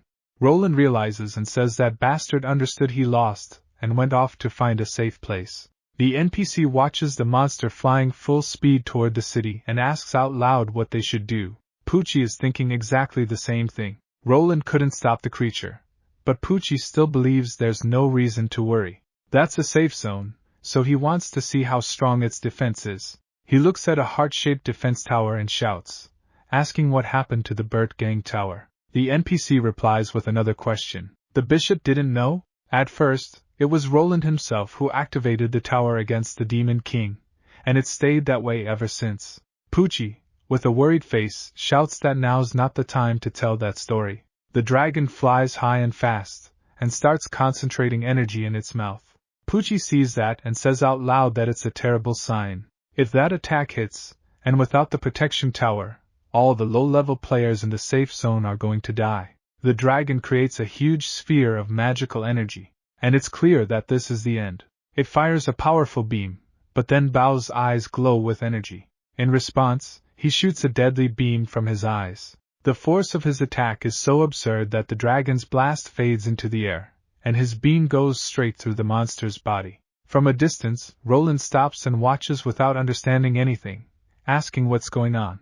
The NPC and Poochie scream, shocked, that the level 84 mutant was defeated in a single hit. In a matter of seconds, the dragon's remains dissolve into the air, and Bao lies down again like nothing happened. He turns to those nearby and, scaring everyone, asks what it was they wanted to know about him. The NPC's brain short-circuits from what he just saw and completely forgets what the question was. The system starts receiving tons of error messages. Poochie, gritting his teeth, thinks it's a good thing his attack had failed. He grabs the cross with tears in his eyes and thinks that God is still protecting him. He approaches Bao and says that the master asked him to accept that cross, which has been passed down through his family for generations. The NPC is in shock and says the bishop's opinion changed way too fast. Poochie smiles and gives him another item, saying it's the property title for a house, and also hands over all his retirement savings. The NPC, in total shock, shouted that he was giving that cat way more than he had ever given himself. Bao turned to him and asked why he was still standing there. He replied that he was trying to help, and that if there was something he wanted to know, he'd better ask it now. The NPC, crying, said that he finally understood them, and that Lord Roland was going to be very happy about that. Bao picked up everything they had given him and asked, "So, what exactly did you want to know?" He was just a guard. He couldn't know everything. The NPC walked up to Bao and said he just wanted to know if they were planning to kill people in the safe zone, destroy the world, or if they had any plan that would force people to defend themselves desperately. At least then they could mentally prepare. Pucci answered without thinking, but immediately felt uncomfortable and went quiet. It was a direct question. Bao replied that they had no plan, that the Demon King just needed money. The NPC had a look of pure joy and said that was great news. Bao stared at him and asked, "That was all you wanted to know?" The NPC nodded. Then Bao told him he was free to go. The NPC instantly accepted, turned around and left calmly. Pucci watched him walk away with a look of absolute shock, thinking, "They gave him the claw of the saints of Maya, the Holy Cross, the house in Celestial City, and all his retirement, just for that."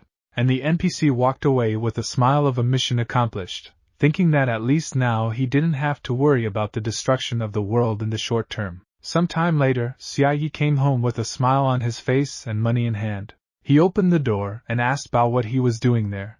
The cat jumped onto his shoulder, meowed, and then settled on top of his owner's head. Xiaoyi, all happy, said he missed him too. They entered the room and Xiaoyi immediately noticed a huge gift next to the litter box. He looked at Bao, who looked all scared, with a heavy aura in the room, and shouted how many times he had told him the same thing. He grabbed the cat and threw him on the floor, saying out loud that he had already warned him not to poop in the wrong place.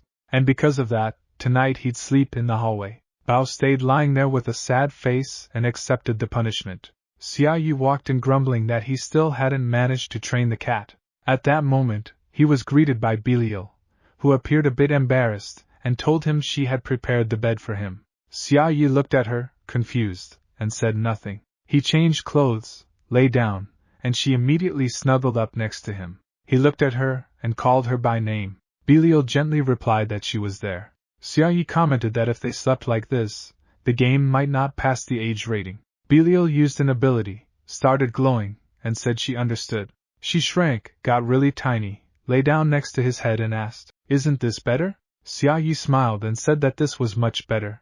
Belial got happy, snuggled up even more, and said that was great news. They wished each other good night while Bao was lying in the hallway with a dazed face, thinking he was the strongest cat in the world, able to defeat a level 84 mutant in one hit, and now he was lying there, in the hallway. The next day, his eyes were dry from crying all night over the humiliation. Meanwhile, Xiaoyi had already woken up and was silently looking at Belial, who was sleeping on the pillow next to him. His face was red with embarrassment, thinking how pretty she was. Suddenly, he saw the corner of a pink book sticking out from under the pillow. He picked it up and asked, "Is this a diary?"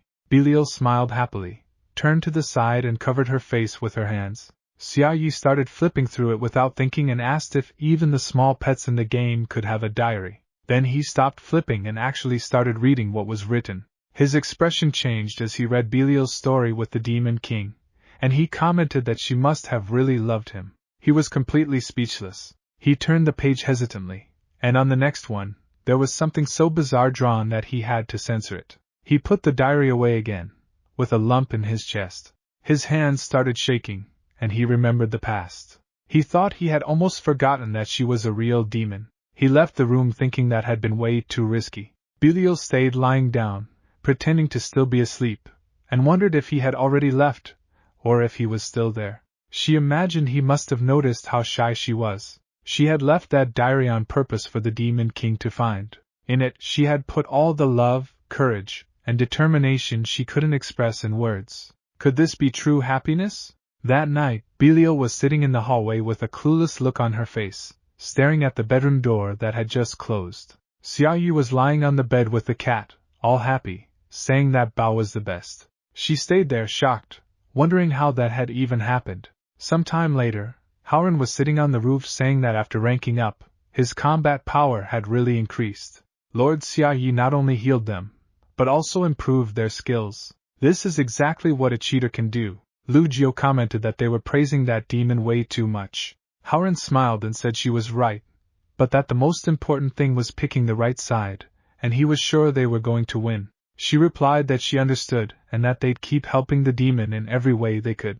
Xiao Yuan looked to the side, noticed something in the sky and told them to look too. He saw a silhouette in the air and warned that something was coming their way. Howren tried to see, but said he couldn't make anything out. Lu Jiu put on her glasses and told him to leave it to her. She activated an ability, observed carefully and saw Babylon heading straight toward them. She commented that it was a pretty young demon, but extremely high level. Babylon was flying at full speed with a serious expression, thinking she had already used all her resources on Earth, but no one had found the Demon King so far. She couldn't keep waiting around. She accelerated even more, determined, thinking the Demon King's essence was directly tied to Howren, so she needed to capture him to find out everything. Lu Jiu commented that it really did seem like she was heading to the safe zone and looking for the Demon King. Howren smiled and said she was probably one of his teammates. He stood up and commented that it was a good opportunity to strengthen bonds, so they were going to greet her. Babylon noticed him waving from the top of a destroyed building and went on alert. She thought it might be an ambush set up by players who knew she'd passed through there. She looked at the level displayed above their heads and was shocked. They were already high level. Only 3 days had passed and that guy was already level 24. She got angry and said out loud that she couldn't let that go, or he'd become a disaster. She had to kill him. She flew straight at him with everything, ready to kick him. Howren was still smiling and asked if she was looking for Xiaoyi, right? But Babylon didn't even hear him. She gave him a kick with intense energy, launching him far away, straight into another building, kicking up a huge cloud of dust. Lu Jiu turned to her to try to say something, but before she could say a word, Babylon had already launched another energy-charged kick that sent her flying into another building. Xiao Yuan, scared, shouted her friend's name, ran to her, created a magic circle and used a level 3 healing skill. Babylon approached with a big smile and asked if there was anything she could help with. When she got close enough, she prepared a strong punch, but something blocked her strike. She stopped, surprised, and asked if someone had actually blocked her attack. Then she noticed Lu, who was holding her fist, and asked who that girl was. She looked at the system window and was even more surprised. She was an assassin. Lu, with a calm expression, said she should learn to listen to others. Babylon was in shock and thought, an assassin using a shield? And even if it was a regular shield, how did she block the hit? She looked again and realized she was holding a roasted chicken. Her jaw dropped, and she asked, she blocked it with a chicken? Meanwhile, Qin Howren was lying among the rubble and the system notified that a passive talent had been activated. Field Cockroach, immune to a fatal blow. Next activation, in 1 month. A potion was used and he recovered 500 health points. He shouted for Lu to give him a heads up, but she ignored him. She was facing Babylon, and said that wasn't just roasted chicken. Babylon stopped her attack and asked what it was then. Lu shouted that it was a gift from Master Xiaoyi. She started striking fast several times and loudly said that it was proof she belonged to the master. She kept hitting hard, saying that was the greatest treasure in this world. Babylon jumped back to the rooftop of another building and saw a strong glow coming from her opponent. Lu raised the roasted chicken over her head, now glowing with powerful energy, and said she called it the chicken that grants victory. She attacked and launched a super powerful energy beam. The building was left with a huge mark from the impact. Xiao Yuan, terrified, said that at first glance it looked like just fried chicken, but with that she had managed to face a level 101 demon.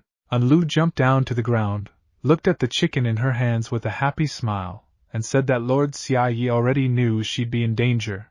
That's why he gave her that treasure. Howren, lying inside the building he had been thrown into, looked at Babylon for a few seconds without saying anything. Suddenly he got furious and shouted that he only had to say a few lines, just a few right words. He just needed to explain that they were also on the Demon King's side, and that would have been enough. Babylon withstood the last attack and muttered that all of this was just too sloppy. She couldn't believe a player under level 30 was stronger than her. She thought maybe she should use a hack, but she couldn't just let things end like this. She needed to find the Demon King. Suddenly, she started screaming really loud and an intense energy burst out from her body. The system appeared in front of the players warning that Babylon's HP had dropped to 85% and she was entering the second phase. Her sanity dropped 99% and all her stats increased by 120%. Howren, with pure fear on his face, screamed that she was going through the second phase transformation. Babylon completed the transition and turned into a giant mechanical robot. Howren shouted they couldn't let her lose control, or they'd never be able to talk to her again. Xiao Yuan, very worried, ran to him and asked what they should do. Haoran told her not to panic and yelled loudly that they knew where the Demon King was. Meanwhile, Belial, in small form, was scratching her butt and asked if it was okay to scratch there. The cat meowed happily, but then heard a loud boom, looked out the window and saw the giant robot Babylon had turned into. She asked what was going on outside. Belial looked closely and, thinking, said that thing looked familiar, but she couldn't remember from where. Bao looked too and asked if maybe she had seen it in a movie. Back in the battle, Haoran stood in front of the demon robot and said they knew where the Demon King was. He called out to Xiao Yuan and said he needed her help. She agreed immediately and quickly explained that the Demon King was in the safe zone, disguised as a newbie player. They accepted him as a boss and were hired to deliver his cat.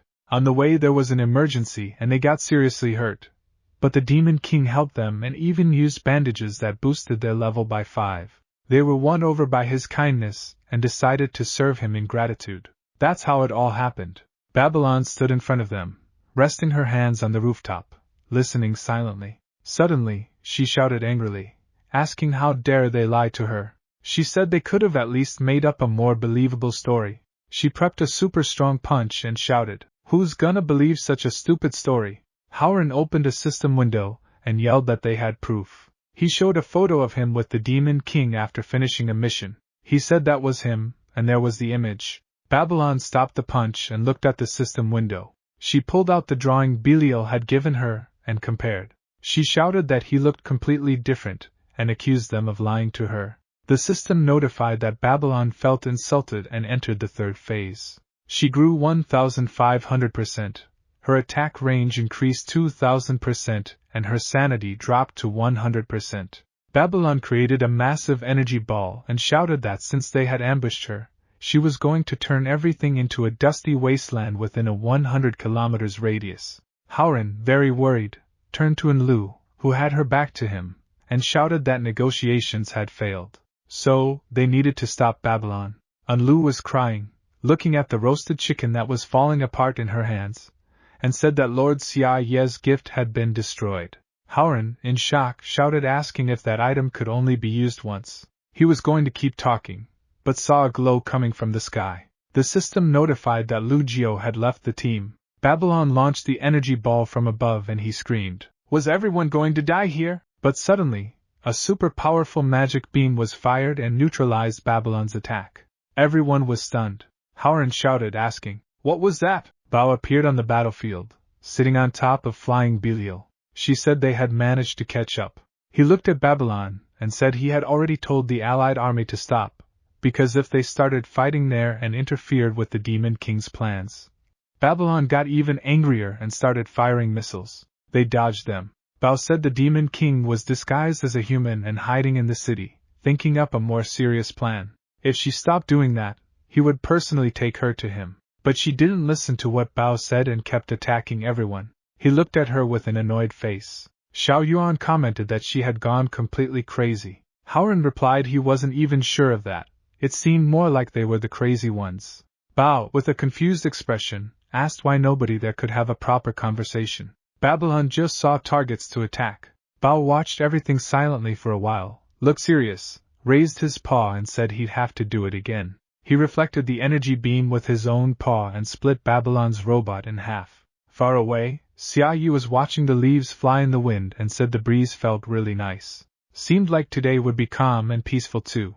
After selling 2 demon horns, he got 12 gold coins and 98 silver. Belial and Bao landed on the ground and he asked if Babylon was ready to listen now. She was lying in a massive hole in the ground. She saw the cat meowing at her, foaming at the mouth and barely alive, and said she didn't understand cat language.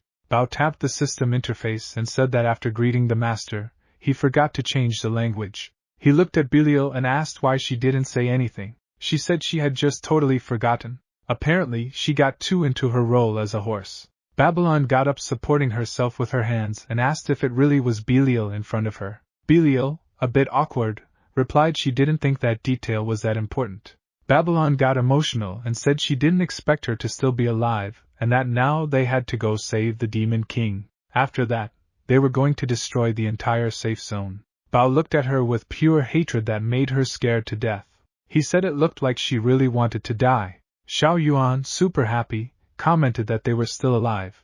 Haoran said it was just a false alarm. Lu Jiu said it was a shame because she had already bought coffins for everyone. Then looked at Babylon and asked why she was still alive. Xiao Yuan replied she didn't even know, maybe it was fate since she survived.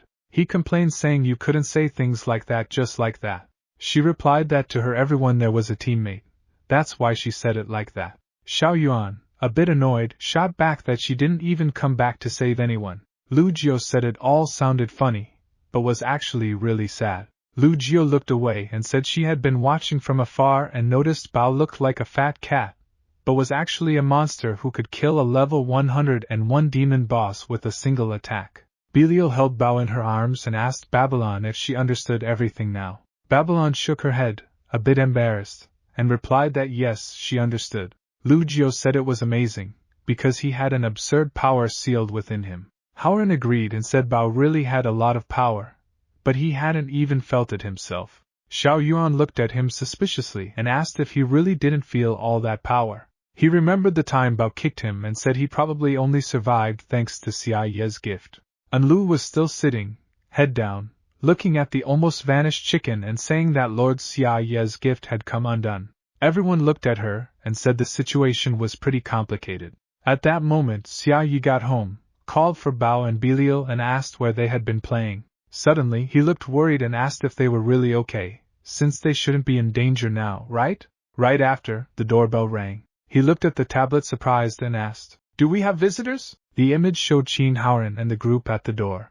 Xia Yi got emotional, tears in his eyes, hugging Bao and Belial, and said he was really grateful they had saved them. Qin Haoran replied it was just a coincidence they found them, so there was no need for so much formality. But Xia Yi grabbed his hand, full of emotion, and said there was no such thing as formality. From now on, he could just call him Yi and he would call him Haoran.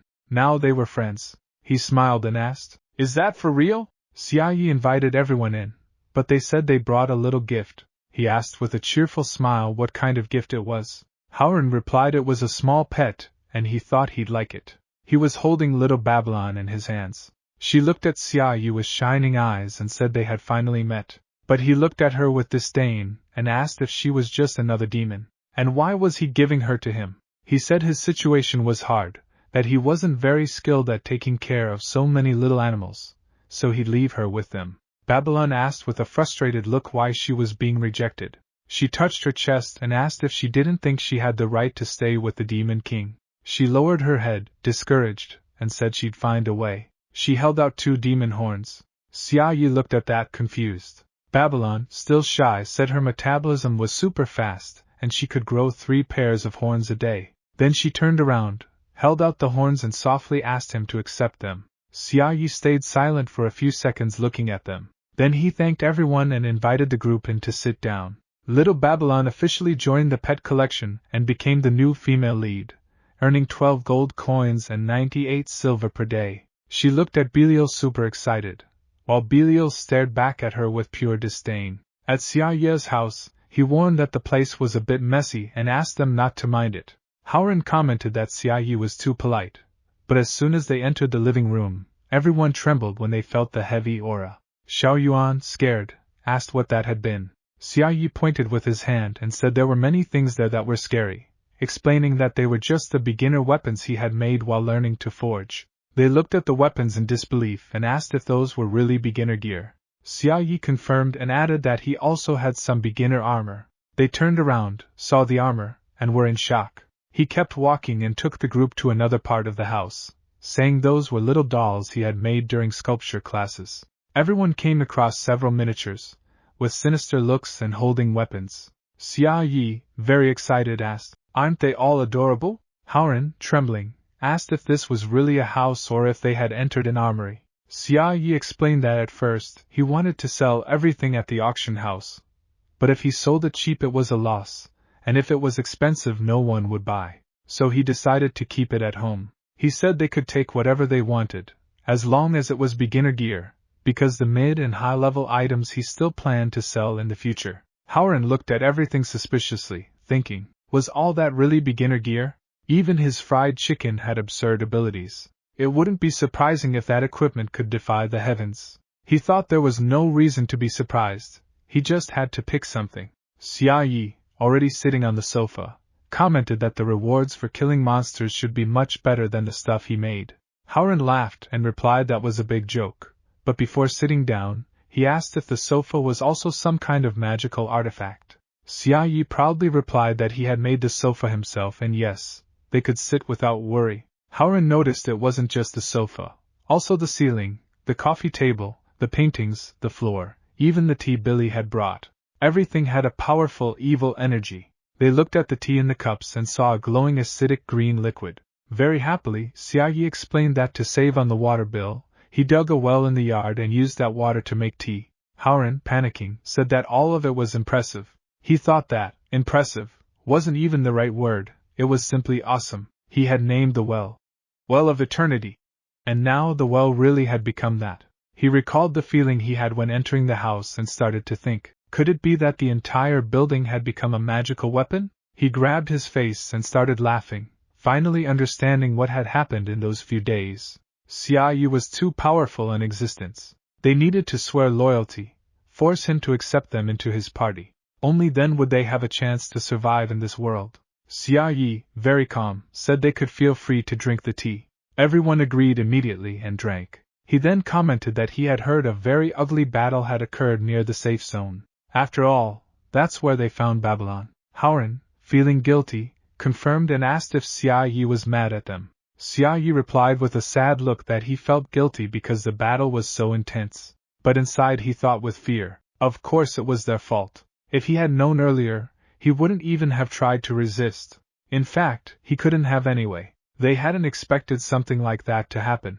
Xia Yi brought the cup to his mouth and commented that at least the result was good. Howren, terrified, asked, "What result?" Xia Yi replied with a calm smile that the good result was that everyone had survived and now they were there drinking tea together. It was wonderful. Howren got serious, clenched his fist, and said they ran there as fast as they could, not wasting a single minute. Xia Yi smiled and said he wanted to congratulate him for surviving. Howren started crying and replied that yes, he had survived. With a determined look, he clenched his fist again and thought, looks like the Demon King accepted us. Xia Yi suggested a bit more tea, and Howren, Xiao Yuan, and Xia Yi agreed and drank. He looked at Enlu and commented that she had eaten that fried chicken he gave her, right?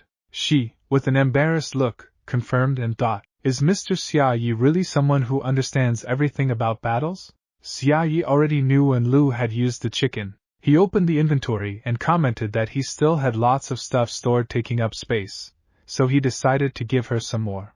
Enlu saw the system notification and saw she had received 20 fried chickens from Xia Yi. The others were also surprised because they had also received chicken.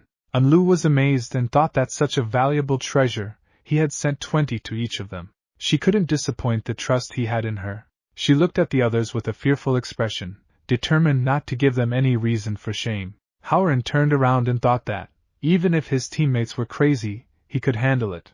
If the Demon King accepted them, then everything would be fine. If nothing went wrong, they could be on the winning side until the end of the game. Suddenly, the doorbell rang. On the tablet screen, it showed that it was Roland with a bag in his hand, saying he had heard about a fight nearby and came to offer his condolences. Xia Yi opened the door and motioned for him to come in, saying he hadn't expected his visit, thought he was too busy. Roland replied that, since it was just a small fight, he decided to show up. If they needed help, they just had to call. But as soon as he entered, he saw Babylon and Belial in Xia Yi's house. He turned his face, horrified, thinking, she hadn't died. Why is she here? And how come there are two? He started looking around and thought, could it be that this building became a magical weapon? Inside the house he saw armor, weapons, golem soldiers. He thought Xia Yi was preparing to destroy the world and that this was his base. Had they done something to make him angry? Roland seriously thought he needed to arrest Xia Yi. When he entered the house, he noticed there were several people sitting on the couch. It was the group that sealed the dungeon. What were they doing in the Demon King's house? Then, Roland had an idea. They had already noticed the king's strange behavior before him and came to investigate. They really are humanity's #1 team. That calms my heart. Howren looked at him with a strange expression, already sensing that something was wrong. Roland gave him a thumbs up, thinking they needed to work together to stop the Demon King from destroying the world. Xia Yi saw Roland's signal and asked, "You already know each other, right?" Howren stayed silent. Xia Yi commented that they had contained the great battle that had just occurred. "It must have been hard to survive, right? Lots of injured people." He said it with a face that seemed like he was mocking them. Howren replied that in such a big battle, it was normal for there to be casualties. Xia Yi replied cheerfully, saying this world was very interesting and he really didn't want to see it destroyed. But since he couldn't do anything, the solution was for everyone to work hard to save the world. Roland was shocked, thinking that maybe the world had become too boring for the Demon King, and that's why he wanted to burn it all down. If that's true, we're screwed. He lowered his head and said he understood what had to be done and asked, "If Mr. Xia Yi wants to see something interesting, would the elves be interesting enough?" Xia Yi was surprised by the comment. Roland said he knew of an area not yet open to the public called the Ancient Land of the Elves and that if they searched, they could find it. Xia Yi, excited, said that sounded very interesting and that if he had the chance, he wanted to see it with his own eyes. Roland raised his fist and said he would go hunt elves. Xia Yi, with a somewhat embarrassed face, asked why they had to hunt them. Howren grinned maliciously and thought this was a real show. In the end, humanity's hope was kneeling before the Demon King. Xia Yi thanked them, saying he was happy Roland thought so highly of him, but that he was just a novice, with no combat skills. If they were going to pave the way for humanity's future, it was better they count on him, and he pointed at Howren. Everyone looked at Howren. Xia Yi said he was the best player. Howren looked confused, trying to say that the master was misunderstanding his relationship with Howren. Roland turned around and said that, since they had been discovered, there was no point in hiding anything. Now it was time to act openly and that this time, when they went after the elves, they would go together and reach their goal. Xia Yi looked at him curiously and asked if all that was true. Roland answered excitedly, "Of course." Xia Yi had just said, "I already said, they are a special category of people created by heaven and earth." Some time later, everyone was gathered outside. In team formation, Roland announced they would depart immediately. Xia Yi waved at them, saying they should come back again. Howren, with a somber expression, thought their intentions had been completely misunderstood. Roland looked at him confused and was silent for a moment. Then he turned his face and said that, although he didn't know the reason for his sadness, he thought it was fear caused by the Demon King's evilness and arrogance, but that there was no reason for so much fear. When they returned with the elf, everything would change. Suddenly, Howren swung his arm and punched the wall next to Roland. He looked at the impact surprised and asked angrily, "Kid, did you do that on purpose?" Roland got serious and said that since he was a child, no one had ever talked to him like that before. He didn't know where Howren got the courage to confront him. Howren smirked and said he would show him where that courage came from. He opened the inventory, pulled out a fried chicken, and showed it. Roland looked confused and asked, "What's that?" Howren poked him with the chicken and asked, "Impressive, right?" Nothing happened. Roland thanked him with a smile and said he wasn't hungry. Lu Jiu crossed her arms and commented that she didn't want to say anything, but Howren was so dumb she couldn't stay quiet. Howren put the chicken back in his backpack and told her to shut up because he already knew what she was going to say. He put his hands in his pockets and thought he couldn't get into too much trouble with Roland, or he might ruin the Demon King's plans. Roland was silent for a few seconds and then commented that he didn't understand why they were upset. After all, they should feel honored to be cooperating with him, humanity's hope. Howren replied, "All right, but why do you want to cooperate with us?" Roland raised his hand, which glowed with a special energy and restored the wall. He said that, as he had already mentioned, the plan was to open the sealed zone, capture the elf and hand him over to the Demon King to see if that would delay the plan to destroy the world. And he warned, "Don't hit the walls without reason, even outside the house, it's still the Demon King's territory." Howren said his words sounded like those of someone too honest for this world. Xiao Yuan approached and whispered that when they were in the Demon King's house, Lord Xia Yi seemed to really want them to cooperate. Lu Jiu commented that maybe Xia Yi had plans so deep that their brains couldn't understand them yet. Howren asked, "You didn't escape the poison either, right?" Xiao Yuan asked if maybe the Demon King had said that by accident. Howren replied, "He is the Demon King. Every word he says can change the fate of the world. How could he say something without thinking?" Xiao Yuan said she understood and that maybe what he meant was that they should look for the opportunity to kill Roland. Howren turned to Roland and asked, "Do you really think we have a chance to beat him?" Roland then asked how the discussion went, if they decided to cooperate. After all, humans shouldn't provoke the Demon King at this moment, but running away isn't a solution forever. Only when human players grow and become stronger will they have a real chance to fight. The player's potential is infinite, and they, the first human team, are worthy of being trained. If they cooperate with him, they will receive much greater rewards than what they have today: experience, gear, and money. "So, isn't it tempting?" he asked, reaching his hand toward Howren. But Howren looked away and said they were already about to leave, so the handshake wasn't necessary. From afar, Xia Yu watched them leave and commented, surprised, that they seemed to be good friends. Holding Bao and Belial in his arms, he said he needed to unite Brother Rowan as the first team of humanity, because if something came up, they'd have no one to ask for help. He looked at his pets and said, "I really am a genius." They looked at him with admiration. Bao commented that even though he didn't know exactly what the Demon King was doing, he definitely was a genius. After a while, the first human team and Roland arrived at the place, and Howren asked if that was the spot he had mentioned. Roland, smiling, confirmed, "Yes, this is it." It was an unreleased territory, the former land of the elves, a forbidden zone starting at level 92. What's behind those doors? Not even he knew. The only thing that could be said for sure is that the level of the monsters in there was much higher than anything they had faced so far, perhaps even higher than the demons themselves that came to Earth. Preparation. Stage 1. Roland sat in front of the first human team and began to explain that elves, along with humans and demons, were one of the parallel races that once existed in that world. Howren, with a face of total disinterest, commented that now everything was clearer. Roland ran a hand through his hair and said that there weren't just two races from the beginning in that world. That was in the main plot. How had no one seen it? Howren answered, slightly embarrassed, that to keep up with the pace of the game, he had skipped those parts. Otherwise, how could he stay ahead of the other teams? Roland sighed and explained that humanity received its abilities and technologies from the god Morse, who lent them his divine power to resist the cruel demons. Meanwhile, the races that couldn't compete with humans and demons for resources slowly disappeared.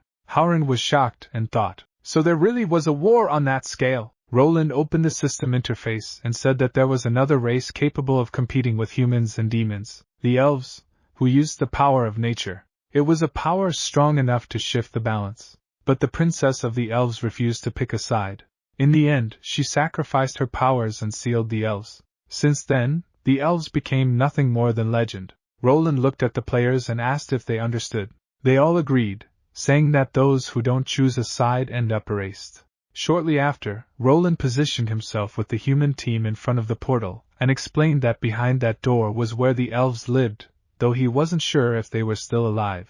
The system showed a warning in red letters saying that it was strongly advised that players not enter this area. Howren looked at the warning, which didn't even fit in the dialogue box, and asked, "With a warning like this, what's your current level?" He himself was level 26, Roland level 101. Roland replied that if it was to please the Demon King, the risk was worth it, and to avoid repeating the previous disaster, he brought all the family treasures. He held a club and scattered objects on the ground like the hell cuffs, the Book of the Dead, the poison trap, the abyss mask, the torture mask, and the fire trap. He took a few steps back and pulled out even more things. A headband, a demon claw, a welder that never cools, infernal judgment tools and more cuffs that bind to death. Howren and Luzhou looked at all that and he asked, "What is all this?" He didn't even know where to start complaining. The hope of humanity, to please the Demon King, had prepared a whole collection of evil objects, and even dragged the group with him into a forbidden zone in search of treasures. Roland raised his fist high and said that this was only a part of what he had brought, and that he would take care of the fighting part, so they could rest easy. Howren listened and said that now they could relax a bit. Roland, climbing a staircase, commented that he would give them the gear, experience, money, and items they earned during the exploration. "So, let's go." Howren, following him, replied that that was indeed good news. He was excited and finally his help was being recognized. Howren looked around and agreed. He said that even though he was rude, grumpy, and arrogant, at that moment they had no choice. He was the best. As they crossed the bridge, Roland said he would train them, but in the face of unknown dangers it was better to save resources. Only fight when necessary. Suddenly, everything around lit up in a red light. The system announced that the battle had begun and wished them luck, warning that the enemy was a Class A monster. Roland quickly turned and shouted angrily that they couldn't have been detected so fast. Xiao Yuan, uncomfortable, apologized and said she thought she had stepped on some kind of mechanism. In front of them appeared a monster, the Bloody Owl Beast, level 102. It looked at them with disdain and said those fools shouldn't even dream of disturbing the elves' peaceful slumber. It approached Roland and told him they had to leave and never return. That was the only warning. If they obeyed, it wouldn't kill anyone. Xiao Yuan lowered her head, regretful, and said she was really sorry, that it was all her fault, and he could do whatever he wanted with her. There was no need to be angry. The monster looked a bit confused by her words and raised its hand, somewhat embarrassed.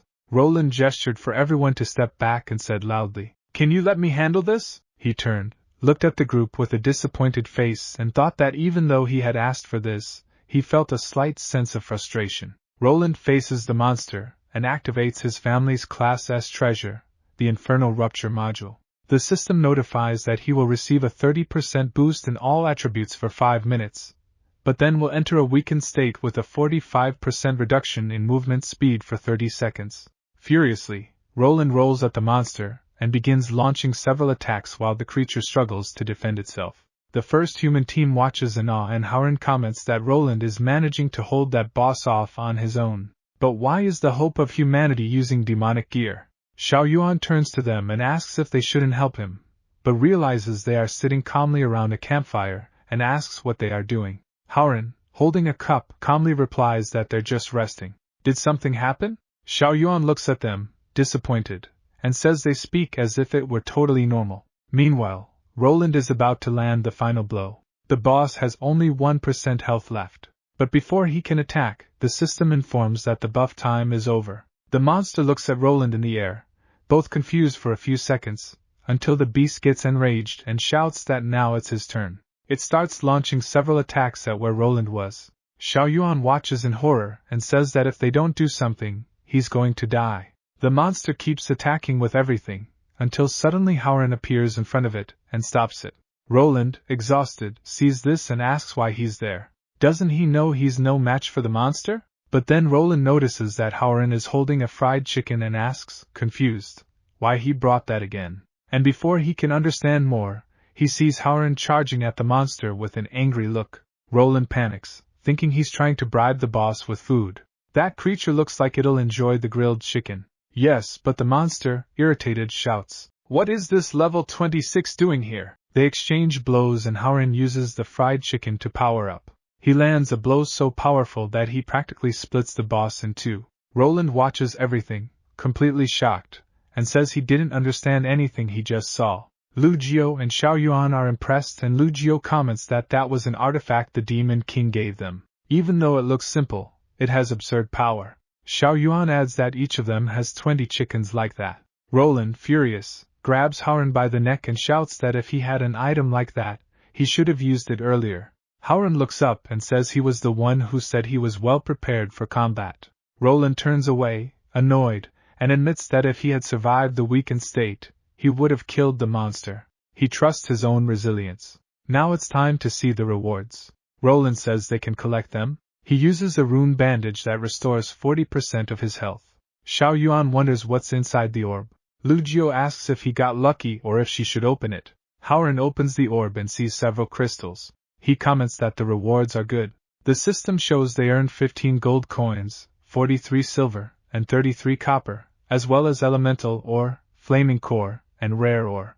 Enough money to guarantee financial freedom at the start of the game, and the ores will help in crafting items later. Even so, Howren comments, a bit embarrassed, that all of this doesn't even come close to the value of the fried chicken donated by the Demon King. He's more and more convinced that he was really lucky to become his subordinate. Xiao Yuan and Lu Jiu say he wasn't that lucky, since he didn't even get any gear. Howren comments that trading a fried chicken for those rewards was a bit of a loss, but it's better than nothing. He suggests they split everything later. Roland watches in silence for a while, until suddenly he says he just thought of something. he asks angrily. That weapon you used earlier, where did it come from? Did the Demon King give it to you too? Xiao Yuan replies half-jokingly that it was during a level-up quest. They found a treasure chest and, by investing 998 copper coins, got that super strong gear. He hides the paper with Xia Ye's instructions behind his back, sweating nervously, and says it was pure luck. Haoran confirms with an indifferent look that that's exactly what happened. Lu Jiu looks at them both, checks the inventory, and thinks, an item that kills level 100 monsters. Only an idiot would believe that excuse. Roland stares at them seriously for a few seconds. Lu Jiu thinks the fight might start now, but Roland turns around and says they can split the rewards because he's going to check the area. Lu Jiu looks at him surprised and wonders, did he really believe it? Then maybe he is an idiot. Haoran looks at her with a smile, and says Roland reminded him of something. She asks what it is, and he replies that it's strange for the Demon King to give them such powerful weapons. She asks what he means by that. They look at each other seriously, and he's about to say something, but stops. Then he speaks, satisfied, and says the Demon King must be trying to find an elf. She agrees and says that's probably why he gave them those weapons that help defeat monsters. He thinks for a moment, and says the difficulty of this zone was within his expectations. He knew they couldn't do it alone. She replies that, thinking about it, everything makes sense. They look at each other with mischievous expressions, and say that's why they'll find the elves and show all their loyalty to Master Xia Yi. Xiao Yuan watches everything silently, seeing the two of them believe they're geniuses. After a while, they find the Fallen Throne Guardian, a level 108 Class A monster.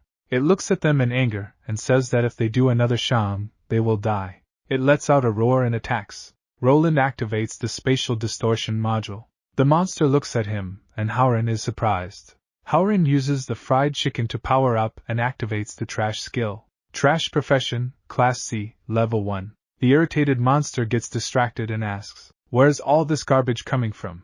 At that moment, it turns and finds Roland and Haoran attacking together. They're both above it, and the monster, with only 1% HP left, asks in disbelief, how is this possible? And well guys, that's it for today's video. I hope you liked it, and that you give it a like and share it. Remember, if you want the continuation, all you have to do is comment. Next part. With that said, see you in the next video.